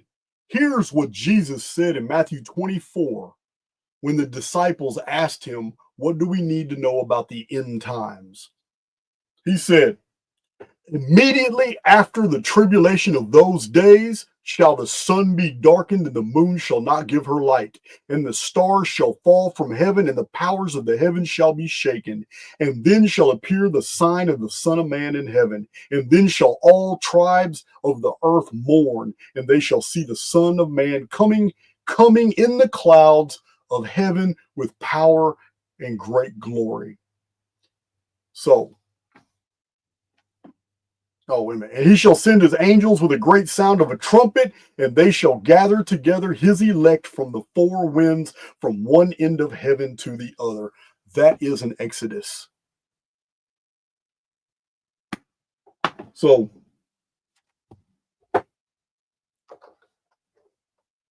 this video was necessary so you could see the official Judeo-Christian version of the book of Revelation of St. John the Divine.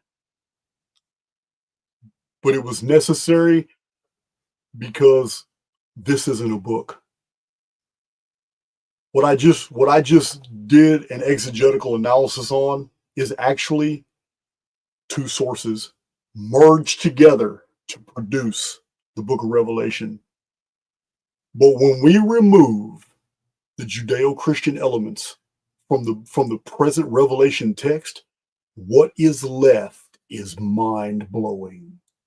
I know because I did it. I did it.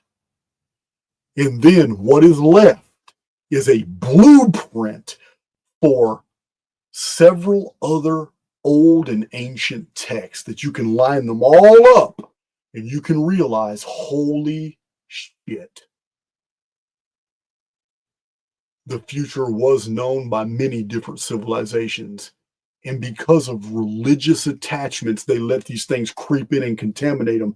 But there was a parent source in ancient times that told the future. It's very compelling. It's very interesting. So that video is next. And it needs to come real fast. I've already designed it. It's all written out too.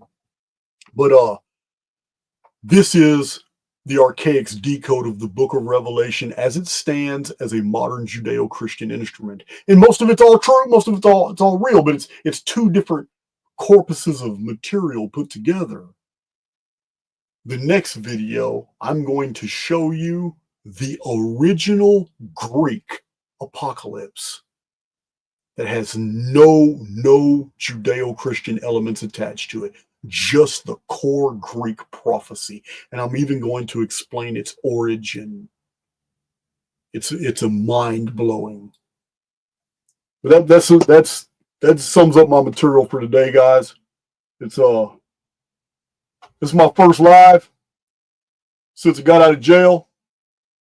It's a pretty long one. Let me see what's going on here. Let me get out of here. That is my presentation on the book of Revelation. It starts off, the very beginning of the book of Revelation is very clear. It identifies the participants. It identifies that you are here. You are here to overcome something. It also shows who the other team is that do everything in the world, culturally, traditionally, in the media, in our news, financially, everything they have their hands in has the express purpose of killing the soul. It's all right there outlined in the beginning of Revelation. Killing the soul. This is what they're in the business of doing. They are the synagogue of Satan.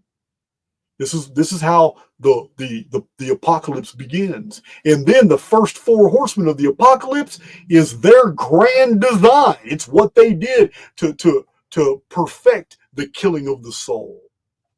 It's what they do.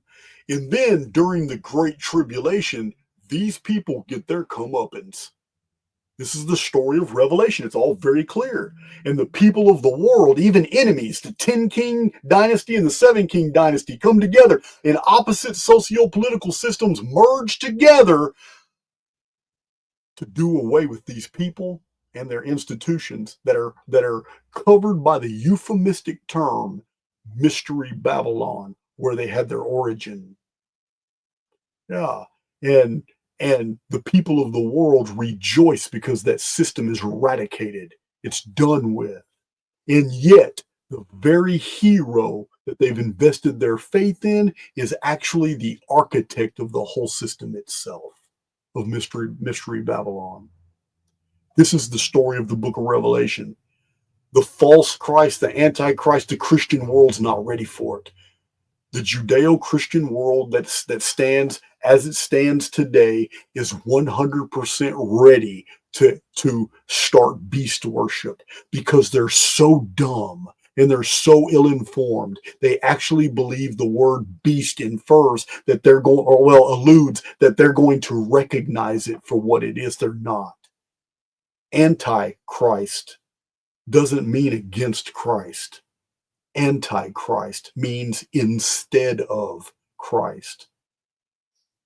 He's going to be so convincing, and what he does on the world scene is going to scoop up all the Christians.